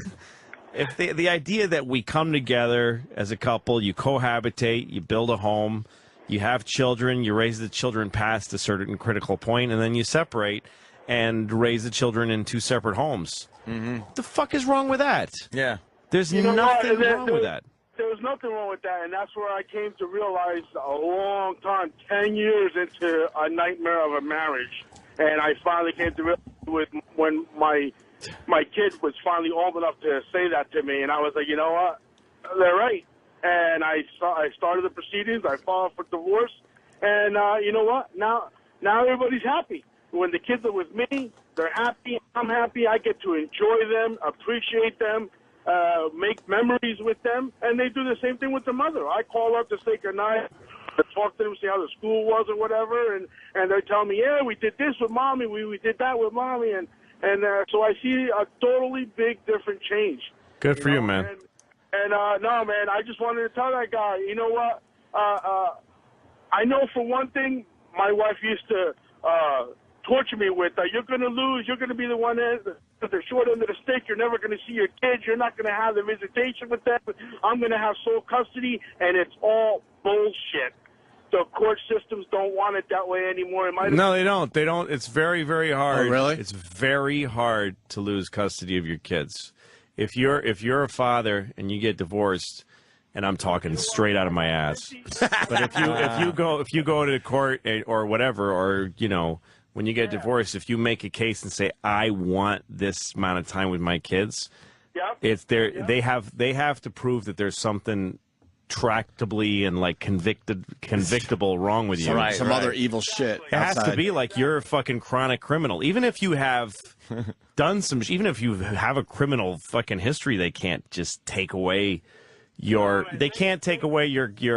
rights to custody of your kids because your wife is mad at you. The courts want it this way now. They give you 50% custody of your children because they don't want any deadbeat fathers out there. And as far as that you're going to lose all your money to all that, and that is all crap. You know what? They have a system now, and like when I was married, I was lucky if I was getting $100 a week out of my pay. You know what? I got divorced. I got a raise. I get half my paycheck now. Well, that's exactly the thing, and you get control of it. So, I mean, you unless there was something weird going on in your house, you're paying your wife half of everything anyway, or more, like you're saying. And any father that says, "I got divorced and my wife took my kids away," is a liar. He gave his kids up. It means he didn't put the fight up, and he also didn't step up and become. You got to change your life. You have to change the way you're going to do your life. You have to you have to rearrange your life so that you can take care of your kids by yourself. Mm-hmm. But it is better for the kids, I think, than hanging in there. Thanks, Jeff. Hey, no problem. Thank you, guys. This is turning into a very special Opie and Anthony show. It's fucking very serious special. shit. What else is going on out there in the world? These guys always sound like that. Huh? Yeah. I don't know what happened. Got this wife. She was a fucking cunt. Fat cunt wife. I love my kids. They all sound like that. They don't really sound like the most appealing people. The guys who say that. My fat cunt wife, and I describe myself. I look like Brad Pitt. I went to Harvard. I'm a fucking catch over here. I'm the greatest guy ever. Fat cunt. You should see me. I'm beautiful. But see, it's a special I'm a genius. And it is a special case once again because he tells the story. He gets married on his wedding night. He looked at the ceiling and had tears in his eyes. He knew he made a mistake. A lot of people don't feel like they're making a mistake from day one. Day one. Maybe a couple years in, you start going, "Holy shit! What the fuck is this about?" No, I think most people do. They just you think most people realize? Yeah, a lot of people I think get married because they're trying to fix their relationship. A lot of people get married. A lot of people get married to make their girlfriend happy. They don't get married to begin. It's like what you're saying about you're waiting for somebody to come and pick the real parents to pick up the kid. I remember when we were at the hospital and my wife was in labor. The whole time I thought, I realized that I was really thinking we're going to go through this. She's going to go through labor and go through this thing that we've been training for and reading books about. And then she's going to have a kid. Then we're going to go home and get a pizza. And I did not picture taking a kid home with us. Like when we put the kid in the thing in the car, I was like, holy shit, this is it. This is our lives now. Oof. That's so. And I think it's like that for some people really get married because they're like, my girlfriend's pissed off. We'll have a wedding and then she'll feel better. And then you realize, oh my God, I'm fucking married now. Yeah, you had the wedding, and now you're married. I obviously take a lot of trips to Philly, and usually we get up and go. Let's pack your bag. I pack my bag. I'll call for the car, and we're out of here, right? Yeah. That same little thing took about... It's a lot harder. At least 2 extra hours. Yeah, it's like doing the same thing you're used to doing, but completely numb your right arm and your left arm, and then attempt to do that. What you're used to doing. That's how I felt. You know what? It's great though. That part I liked, that your life gets that much harder because you just get more. You adapt and you get more competent. Like I remember feeling like a Vietnam, like the guys in Nam who like have those big heavy rifles, packs on their back. Yeah, you got like a gun belt down the right side, and when you stand up, all this clanging armor, and you're walking with all this shit, and that's me at taking my kids to Coney Island. I take them to Coney Island in the summer a lot. And I've got all this shit. I've got each kid's bag. I've got my stuff. I've got all that fucking crap. And I'm like, let's move out. And then we start moving a few clicks down the beach. We get to a bad beach. All right, we need to move. I've got one crying, so I got to pick her up. The other one I got by the hand, and you just move and you become. It just sounds like so much. Well, if you attack it like I'm a guy, and you know what I mean. I've got muscles, and I can make this work. You're the Sarge. Yeah, and then it's positive if you look at it that way. It really is to me a point of like an attitude thing. If you really are like waiting for mom to give you a list of shit to do, and you're just sort of like, yes, dear, then it's depressing. But if you take it on like, here's what we're doing. And then you get good at that, getting the shit in the car. It gets satisfying. I'm amazed at how well I do shit now. Yeah. I always sucked at doing shit, but I could set up some shit. Yeah, you'll get packing plays and all that. They're like, good. They're like, you set that up really quick. I'm like, oh yeah, you fucking did. If you bring male skills to raising a kid, it's really satisfying. Yeah, I got male skills all of a sudden because before that I was useless. I have to think about completely useless. How quickly I can tear apart my AR-15, clean it, and put it back together again. There you go. It's pretty much where I'm at with being good at stuff. See, and here's this without the emotional attachment you do have. Exactly. This but I'll tell you something. That's what makes I'm just hearing logistics. Yeah, you're just hearing Pretending to logistics. come into that fucking cunt for as long as you did, I think you should be sainted for that. I really do. Believe me. That's you should be sainted. That took courage. That was I'm serious. That's the thing that everybody doesn't do. Most guys would just said, fuck it. Yeah, I'll just fuck her, have a kid, see how that goes. No, the most frightening thing to me would be to have a kid. You would have had that would have been bad for you. Yeah, not good. Not good. No. I like places like Atlantis and Vegas, and I like just going there. Yep. Drop of a hat. It's pretty great to be able to go on there. That was one of the coolest things when I got divorced, was realizing I can just get on a plane and go to another city. Like, I don't even have to tell anybody. I got a passport That's weird. and an Amex. Yeah. That's it. That's all I don't need suitcase. I don't need That's amazing. clothes on my back. I'll buy shit when I get there. It's Fuck amazing. it. Yeah. Don't pack. Just buy socks. That's it. Yeah. Fuck it. Or packing in a hotel and just going, I'm going to leave half these clothes in this room. Yeah. Who cares? Throw some stuff away. Just get out of here. Let me go to Dominic in the Poconos. We love our phone calls from the Poconos. The Dahmer. Always the Dahmer. What up, Dom? Hey, what's going on, guys? I'm excited to talk to you guys. I'm a little nervous. Sorry. Well, we're not excited. Oh, calm down. At all to be talking to you. But go ahead, sir. Yeah.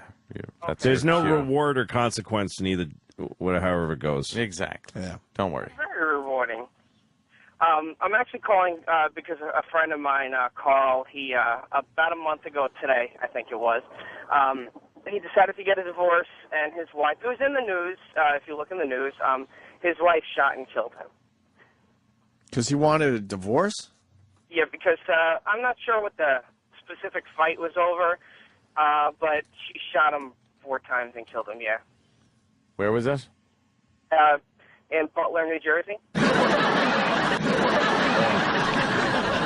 Ouch. Boy, the crowd has been quiet all day until that. Yeah. That's I enjoyed What do you want us to do with that, Dominic? I don't know. I mean, he was a huge listener of you guys. He loved. His name was, he was Carl from Jersey. He called in. He had the deep voice. And I wanted to see if I could plug his website because they're taking donations for his kids. I'm guessing. Wait, the guy used to listen to the show? He loved you guys. Ew. Oh, man. What the Hate hell? losing a listener. What was his best phone call on our show? I don't remember. Well, how about one time? Never well, mind. actually, you're right. No, you're right, actually. What am I trying to do? If you listen Make to something your, out of this shit. You're Jesus. absolutely right. What? Will you plug the dead guy's website? We got to move on. Okay, Jesus Christ. It's carlmirasola.org.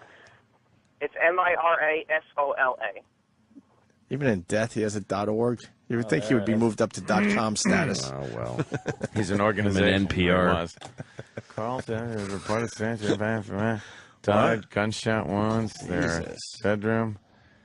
911 call. Yeah, well, what happened? What, she fucking get mad? Yeah, she was fucking wacko. She was a real piece of shit. As long as I know her, so fuck her. But I mean, she just won't. I'll take your word for it. Yeah. Yeah, we don't want to fuck her. 13-year-old girl, 7-year-old twins. She left kids behind? Yeah, I mean, What? that's what's so fucked up. They were in the house. They were in the house. That's When she just shot him. wonderful. Wait a minute, did she kill herself, too? She kill herself? I don't No. think so. Well, but she's not going to be around for the kids. No, but she's wheelchair bound too. Was she before? She had multiple sclerosis.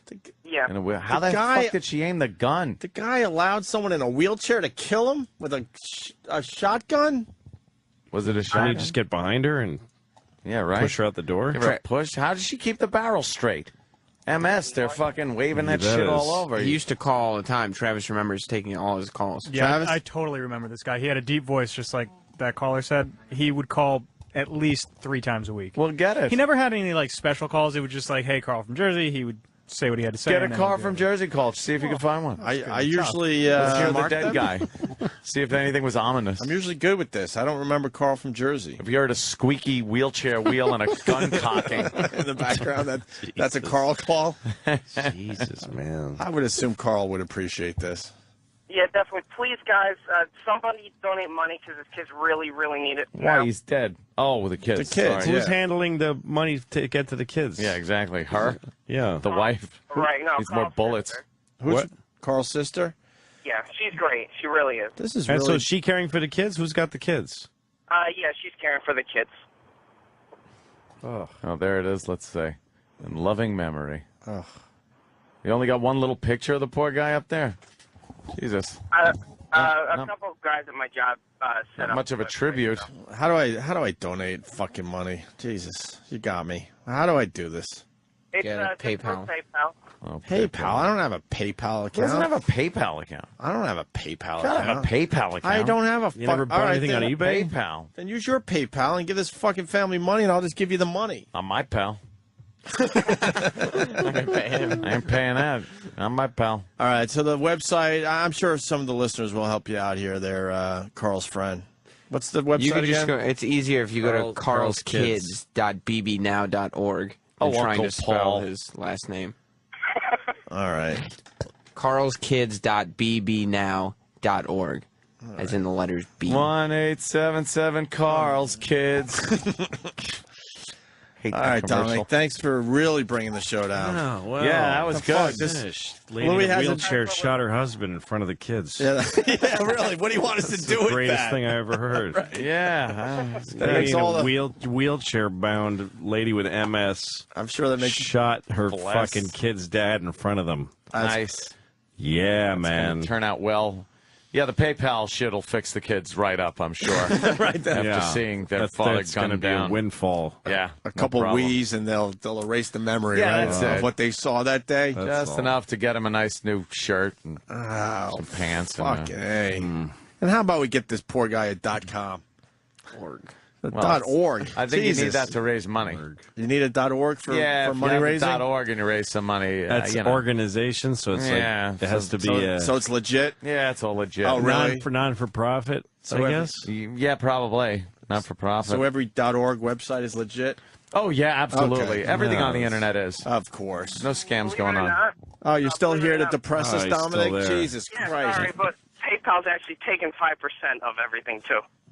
Yeah, well, they gotta. PayPal does. They don't give a shit about that fucking. You gotta earn a living, too. Really? It's not their kids. Donation, come on. They don't give a fuck. 5% seems that seems okay. Yeah, I mean, if you that's said just- 25%, then you might have something. It's not like they raised it. It's not like that. Oh, a woman in a wheelchair killed your kid's father. All right, we're gonna up the fucking percentage then, because we are asked, because we just like doing that. Yeah, we really 'Cause suck. it's funny to us. If she has MS, what do you think she really was shooting at that day? Yeah, maybe there was a trying bat. to kill There might have been a herself. bat in the house. Right. Who knows? Might be a story behind this. Dominic, we're she trying to shooting make with? some humor out of this. You really gave us a tough task. What today. kind of gun was it? I have no idea. Had to be a shotgun. No way she could aim. By the way, Yeah, Dog yeah, Shit the Sniffer spray. needs beer Yeah. money, so he just set up a website, dogshitsniffer.org. .org will do it for .org. him. Yeah. Oh, what? Travis has a Carl from Jersey call. All right, Don, Wow, hold on. This let's is hear. Nice creepy work. dead guy now we This get to is hear. from almost 4 years ago. And what? All right. Is there? Does it need a setup or probably not? You put your Setup. feet on the desk or something. The and guy's you call dead. All right, let's hear It's the this. setup. They're going to play Welcome. lacrosse, right? They're going to play lacrosse with your head afterwards. Right? Let's go to Carl in Jersey. Carl, what's up? Opie, you put your feet up on that desk at 9 o'clock. You're my hero. Hero. After that fiasco with those dopey bozos, I love you. I'm going to buy XM for everybody I meet for the next 15 minutes. I swear to God. All right, thank you, sir. You're amazing. Thank you, bro. I lost one of the guys that thinks I'm a hero. Ha! Fuck! Guy thought I was a hero. He's dead. That means I only have 9 fans left. God damn it! Oh well. Wow. I remember him now that I hear his voice. I don't Swear. remember anybody. Swear, I remember that guy. All right, well, his kids need help. Poor feller. Thank you, guys. What a bitch. You ever have somebody come up to you and say like, "Oh, I know somebody who's really good friends with you in your past. You guys were really good pals." Oh, who? Mike Watson. No idea who you're talking about. He said you guys used to hang out all the time. Yeah, you know, no. Mike Watson. I don't know even the name Mike sounds weird to me right now. And then you start feeling bad, like you don't want to get whoever it is. Like, geez, maybe I had a really good friend. So I start going, oh yeah, Mike Watson. Oh yeah. That if I say the name rings a bell, it means I have no fucking clue. Because I'll say that. It's like, I don't remember, but the name rings a bell. No. It does it? The worst is when people come up to you and don't even say a friend. They just go, you don't remember me, do you? I'm like, you know something? I had that happen, swear to God, Saturday. I was at this party, and a high school friend was there, so he brought some of his friends, I guess, to the party. And this guy, Rob, I'm leaving. He goes, you don't remember me, do you? I go, yeah, I remember you. You fucking hated me in high school, never paid attention to me. But now, because I have some kind of, quote, fame, you feel like you have a connection to me. Yes, I do know who you are. We were I didn't say wrong, the last part, Rupert. but we were wrong, Rupert, and you were right. right. Exactly. I'm like, of course I remember you. You fucking hated me in school, thought I was a fucking nerd, and never paid any attention to me in high school. Yeah, I do remember you. I don't remember it when they say that. They go, you don't remember me. And in this case, I did remember. Now I just go, no, yeah, I don't. I'm the same way with the honesty now. Yeah. With people that I don't know. Like, no. Do you remember me? Nope. No. Oh my God, I'm insulted. I'm sorry you feel that way. Well, you shouldn't have quizzed me like that. No. You should have said, hi, my name is, back in whatever, we fucking hung out at the, but you quizzed me, and now you're paying for it. I did a show last night in New Jersey, and this kid came up to me afterwards, and he had a folder with him, and he said, I have to talk to you, okay? And I'm like, what are these? This dossier. He goes, I have some, he goes, this is weird, and I'm like, yeah, it is, and I'd like to stop it now by walking away. And he goes, I want to be a writer, and I want your show to be good. So, and I go, I don't have writers. I stop him there. I don't have writers on my show. I write it all myself. And he goes, I don't believe that. And I said, I do. And he goes, you can't write a whole show by yourself. So I just now start walking away. It's like, yeah. And he goes, just please read my material. Just take it and read it. And I go, I'm not going to read it, so I'm not going to take it from you and pretend and go throw it out 10 feet from here. I'm not going to go through that. So no. Good luck to you. And then have you sue me when a show comes up, and then you just say that was my idea. And good luck, but no, I'm not going to read it. And he goes, I don't understand why. And I thought for a second I was going to struggle and like try to explain it to him, but then I said, it doesn't matter to me that you don't understand. Oh, good for you. Like I don't. Oh, you don't have to. Why do I have to go? Oh boy, I can't go home till this guy understands why I won't take this packet. I just don't want to waste my fucking time anymore. I'm going to leave you not understanding why I didn't take that. Figure it out yourself. I'm going to let you have that as a life experience. That you just don't know why. Good. I'm an asshole. The theme today is honesty from Louis C.K. A lot of honesty comes from it. It's just makes people it easier, right? Think that everybody owes them what they want to hear. Yes. You're going to hear some things you don't want to hear sometimes. I lost a guy. He wanted to call, what was the guy's name that died? Larry? Look, we forgot already. Already forgot his fucking name. It was Carl. Jesus. Wow, we suck. Who is that important guy? Oh, God. He probably was hoping that... his last dying moments were probably like, at least they'll reverently speak of me. Yeah. Somebody wanted to call him a deadbeat father because he wanted a divorce from his wheel-bound fucking wife. Yeah, it doesn't sound so hot. How much trouble could she have been? Just lock up her wheels and go in the other room. You chalk them up. Give her a flat tire. You're on your way. Walk away. Josh in Maine.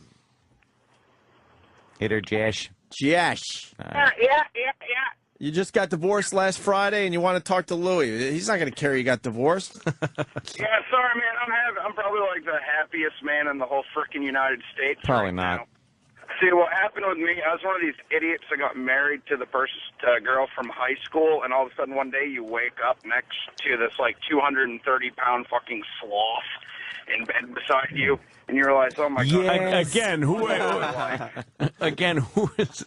What's so great about you? What's so awesome about you? Like we're all just we're all just six-pack bellied. We're all such beautiful guys. Everybody should want to be with us. Oh, right. She got fat, really, and you're just beautiful. You're just awesome. Full head of black hair and dark eyebrows and. lantern jaw. The whole single eyebrow. But I tell you what, man, friggin', I get a paycheck last Friday, and I forgot what it was like to have money. It's like, I don't even know what to do with myself. I took the week off from work to get all the divorce done, and I'm like, I got money in my pocket, and I don't even know what the hell to do with myself now. So you're happy. All right, good luck with that. Sounds good, man. All right, guys. Hey, you take it easy. I'm punching out. All right, man. Later. It says, it said, divorce last Friday. Just want to shoot the shit with Lou. He just wanted to shoot the shit. Shoot the shit. Doesn't know Louie well. I guess we shot. He just wanted to shoot the shit with you, Lou. Oh, that's great. Two men. Better than shooting enjoying Carl. their single lives. That's the other thing I can't do is the bullshit talk. How's it going? Oh, pretty good. It's hot out, huh? Small talk. Oh, fucking die. Die from the heat. Talk. Oh. Everybody's got something interesting to say, though. That's something I learned from when you do stand-up. Before I could afford to, like, rent a car and just shut out all of society and just, you know. Like, now I go rent any city I'm in, even if I've been there for 3 hours, I rent a car. So I don't have to get driven to the gig, picked up at the airport by some person. But when I used to get picked up by some person and who was asking me questions about whatever, being on TV or whatever, it's so tedious. But what I do now is I always ask them about their lives. You just, whoever it is, you just go, where are you from? You know, I'm in Winnipeg, Canada. And I get picked up by some woman, and I'm like, so what's your story? Where are you from? There's always something. Don't you just not want to talk? They'll start talking, wow, they're so surprised, because people love talking about themselves. Sure. You just not want to talk, though, sometimes? Well, then you can shut them out. Then they just run their mouth, and you just have your own thoughts. But occasionally they'll be like, oh, well, I live, I'm married. My husband has no legs. What? Wow. All right, we can go run with that. Yeah, something to talk about. Your husband that. can't, but we can. That's like sometimes I just don't want to fucking talk, and I don't even want to. I don't even want to acknowledge by going like, yeah. Yeah, that's I know. more painful. I get it. Yeah. Because then I'm gritting my teeth thinking, shut the fuck up. Yeah. I don't want to have to make believe I'm acknowledging you. No. And when you have kids, people want to have those conversations with your kids. Oh. They walk up to your kid, hi, what are you doing? It's like, she doesn't know you. Get the fuck away from her. Can't punch someone in the balls. Punch her in the pussy. You're that high. Wait a minute. What? Yeah. I'm gonna have to hang out with people that I don't want to because of the kid thing, right? Yeah. Oh yeah. Oh fuck. Oh yeah. Me. That ain't gonna be good. Yeah, other people. Like, I don't care if my kid gets along with other kids that he thinks is no, cool. but you got to talk to the dad while they're hanging out with them. How's that? That's awful. It is, right? It's awful. Because this conversation we're having, I've been able to avoid people I don't want to be with. That's what your BlackBerry is for. Do you have a BlackBerry? Oh yeah, I do. You got to have it with you at all the times. And you just stare into it while your kid's playing with another kid. So I'm going to have assholes in my life that I'm going to have to deal with. You have to become an unapproachable asshole. So just always be on the BlackBerry. So always be on the BlackBerry. You don't talk to nobody. So when they come to get their kid, what do I do? When they come to get the kid? Yeah. This is down the road. I understand, but might as well get you're prepared gonna now. have. No, you know what? I always trade taking care of somebody's kid for talking to them. Like if my kid has a play date, if my kid has a friend they want to have, I'll have them over, the kid over, and I'll tell the parent, you go. I'll take care of your kid. Oh, okay. You go have a day off. What do you mean? Well, that was in one of the episodes. I do it all the time. I have kids. I'll have two kids over. The parents come over with the kid and hang out the whole time? No, the parents go fuck off. No, but I mean... But you have to take care of another person's kid now. I have no problem with that. But so what? Yeah, easily do that. A shitload do that. of nephews and nieces. But I mean, there are times where the parent stays. Oh, sure, that happens, yeah. That ain't happening. No, sometimes it'll happen. The kid will say... Because he's in the same class as my kid. You're gonna have to get to know those people. Some of them are, you do make friends that way. I could use a few friends, so that's fine. Yeah, you'll like some of the people that you meet, and then there's other people you won't like, and you and the other parents that you do like will shit on them. It becomes ends. like a whole other thing. Just the gossip never. No, it gets ends. really vicious too. Really? Yeah, there's people that are really mean to other kids' parents, and that gets really gross. Really mean. I just had a realization. I'm going to have to deal with people that I've avoided for many, many, many years. Yes, Anthony, she's hot. Yeah. Have you tried that one yet? No. Is she an intern? Yeah. She's a Ron Fez intern? Got it. Might as well stick around for Ron and Fez. What's her name? I think it starts with an S. Thanks. She's I narrows it down. No, it's not Sam. I would remember that name. Got a little bit of a pear shape going. No, it's a little bit of a pear shape. Come on. You know what that would look like naked? Her hair is a little blow dried. God, you guys are picky. Wow. I'm not saying I wouldn't fuck her. I've fucked a lot worse. Exactly. I've fucked some really disgusting people. Oh, shit. Fucking Louie, man. It was great seeing you, buddy. Yeah, same here, man. Louis C.K., his new show is called Louie. It premieres next Tuesday. We haven't talked about the show in the last hour, but I'm telling you, I saw the first 4 episodes. A lot of people in Philly, all loving it. Starts next Tuesday at 11 o'clock, right after Rescue Me on FX. Please check it out and decide for yourself. At least take a peek. I think you're going to like it, though, man.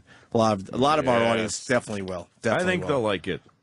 Oh, hell yeah. I think the Opie and Anthony listening people will like it. And it says right here, the show revolves around Louie's hectic life as a successful stand-up comedian and newly single father raising his 2 daughters. Yeah. So, some good stuff.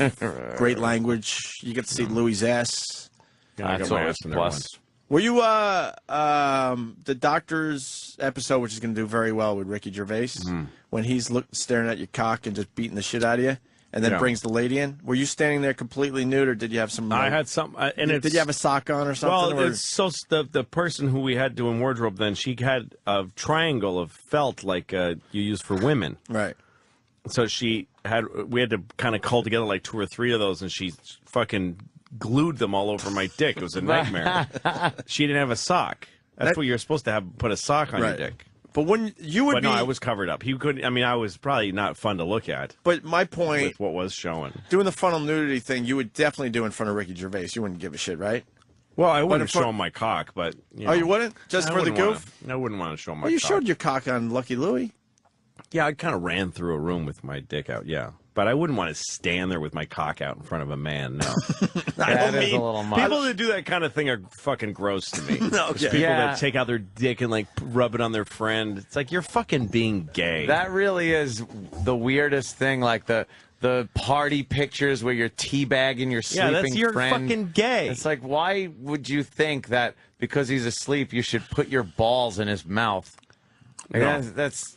I If he was awake, on a would flight. you do that? I was on a shuttle to Boston years ago, and Jay Moore happened to be on the plane. He was in his 20s then, like early 20s. He started pretty young. Yeah. And I'm sitting next to him on the plane because we knew each other, and he's sitting there in shorts, and he looks down at his crotch, and he goes, "If I take out my cock, will you spit on it?" Like he just said that to be gross or whatever. And I just decided in that moment, I don't like this guy. I don't like him, and I haven't. And I know Jay, and we're kind of friends, but I can't. I still go back to that moment. I'm like, that was fucking disgusting, and fuck him, fucking fake faggot. It makes me sick. You know what? I think that's still Jay to me. I can't help it. And I have affection for him. He's a nice guy. We've all seen Jay's cock way too many times. He's one of those guys who likes to take his dick out. Yeah. Keep your fucking penis hidden. He'll pull it right out. Yep. Birthday parties? I'm not going to fucking birthday parties. You gotta do all that shit. Birthday parties, Lou? What? Birthday parties with the kids? Yeah. You gotta do all What do you do there? You know what? When you get shut in the house with the babies for long enough, you actually start appreciating that stuff. So you're gonna putting your kids in the middle with all the other kids, right? And then you hang out with the parents. Well, when you were growing up, there's always one. You walk around the house, the birthday party, looking tense, right? And there'll be one guy who probably you wouldn't have talked to in real life otherwise, but you're like, in real life, he's here. A guy that I love talking to him, or a woman that's kind of haggard looking, but her tits are interesting. So, and she's got a sense of humor, so you'll like talking to her. You'll start to see people that you like. I kind of like her. Something about it. She's fun. She's fun to talk to. But I know this is an easy bit. But when we were growing up, we had none of this shit. The parents you just went outside the door. Right. The parents didn't show up at the parties and hang out while the kids were hanging out. That is why it's harder for us. There was a major separation. Yep. Like you said, you open the door and there was a whole life out there. My mom, I was raised by a working mom, and in the morning, we would all get ready, and she'd go to work, and we'd go to school. Since I was in second grade, I would walk to school by myself. Mm-hmm. She would just be like, "I'll see you when I get home after dinner." Right.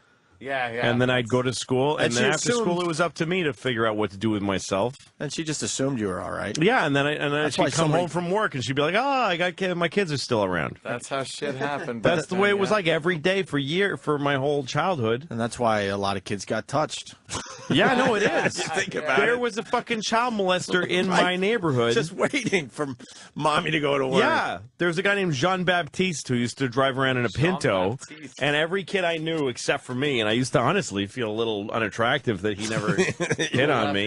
You want at least to be He'd take you to, when you hit around teenage years, Jean-Baptiste would take you to lunch. Ooh. And then he'd put his hand on your leg, and every kid had a different toleration point of how long he let him put on his hand on his leg.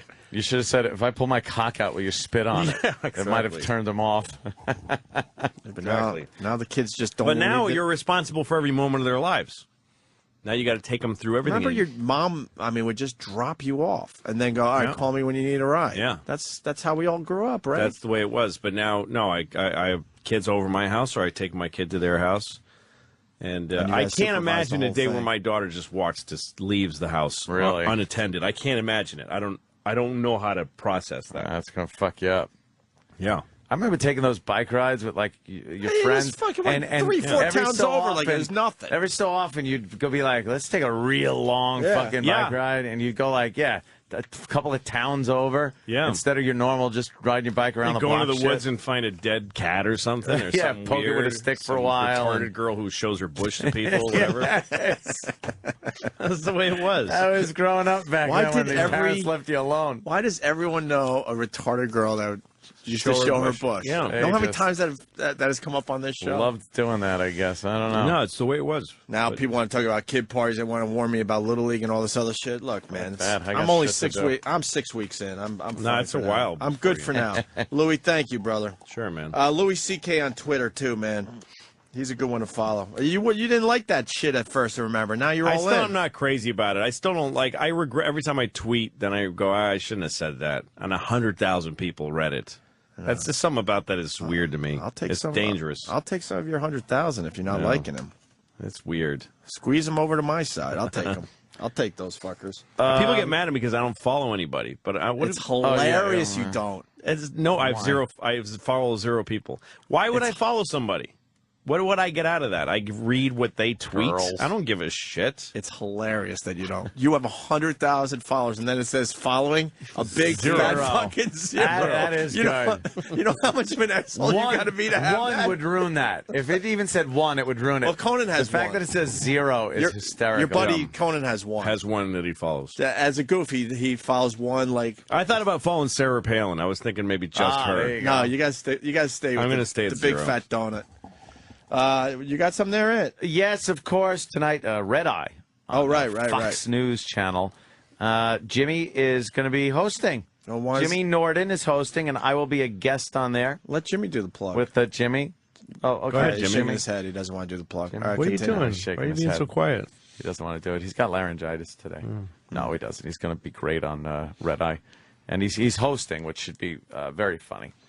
You got me and him. And some blonde chick with real long legs that is a Republican. That's yes, Ann Coulter. So you and Jimmy doing Red Eye, and I'll make a video that 5,000 people will see. No, that's great. My career's going great. Videos are fun. And of course, what is this? July 2nd and 3rd, Atlantic City, the Borgata Hotel Casino. Jimmy Norton will be there. And go to theborgata.com for tickets. Why didn't he do his own plug? Because those are the 2 things that I'm going to be at, too. Make it about yourself. Exactly.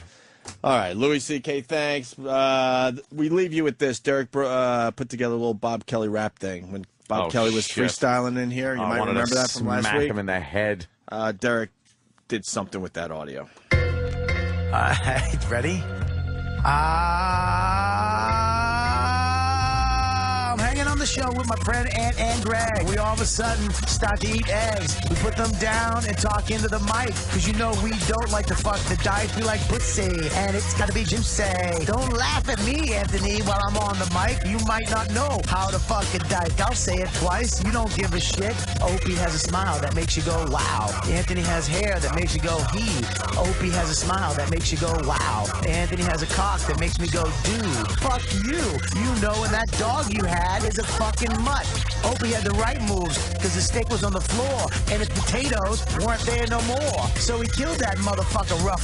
But you know what? It wasn't that guff. Look it up in the dictionary if you don't know what I mean, because I don't have time to show you the team of the A, the Rampage Jackson. You know I'm a fraction of what I should have been a long time ago. But I'll keep rapping. You don't hate this. You don't even know.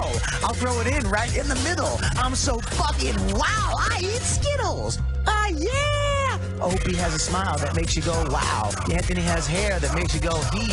Opie has a smile that makes you go wow. Anthony has a cock that makes me go dude.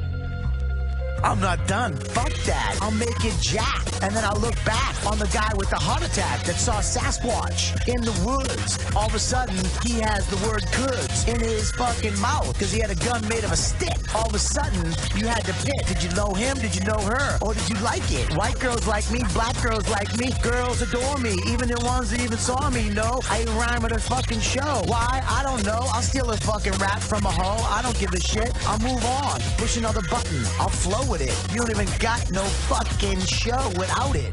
Yo, I'm Bob Kelly. I'm a rapping genius. Opie has a smile that makes you go wow. Anthony has hair that makes you go he.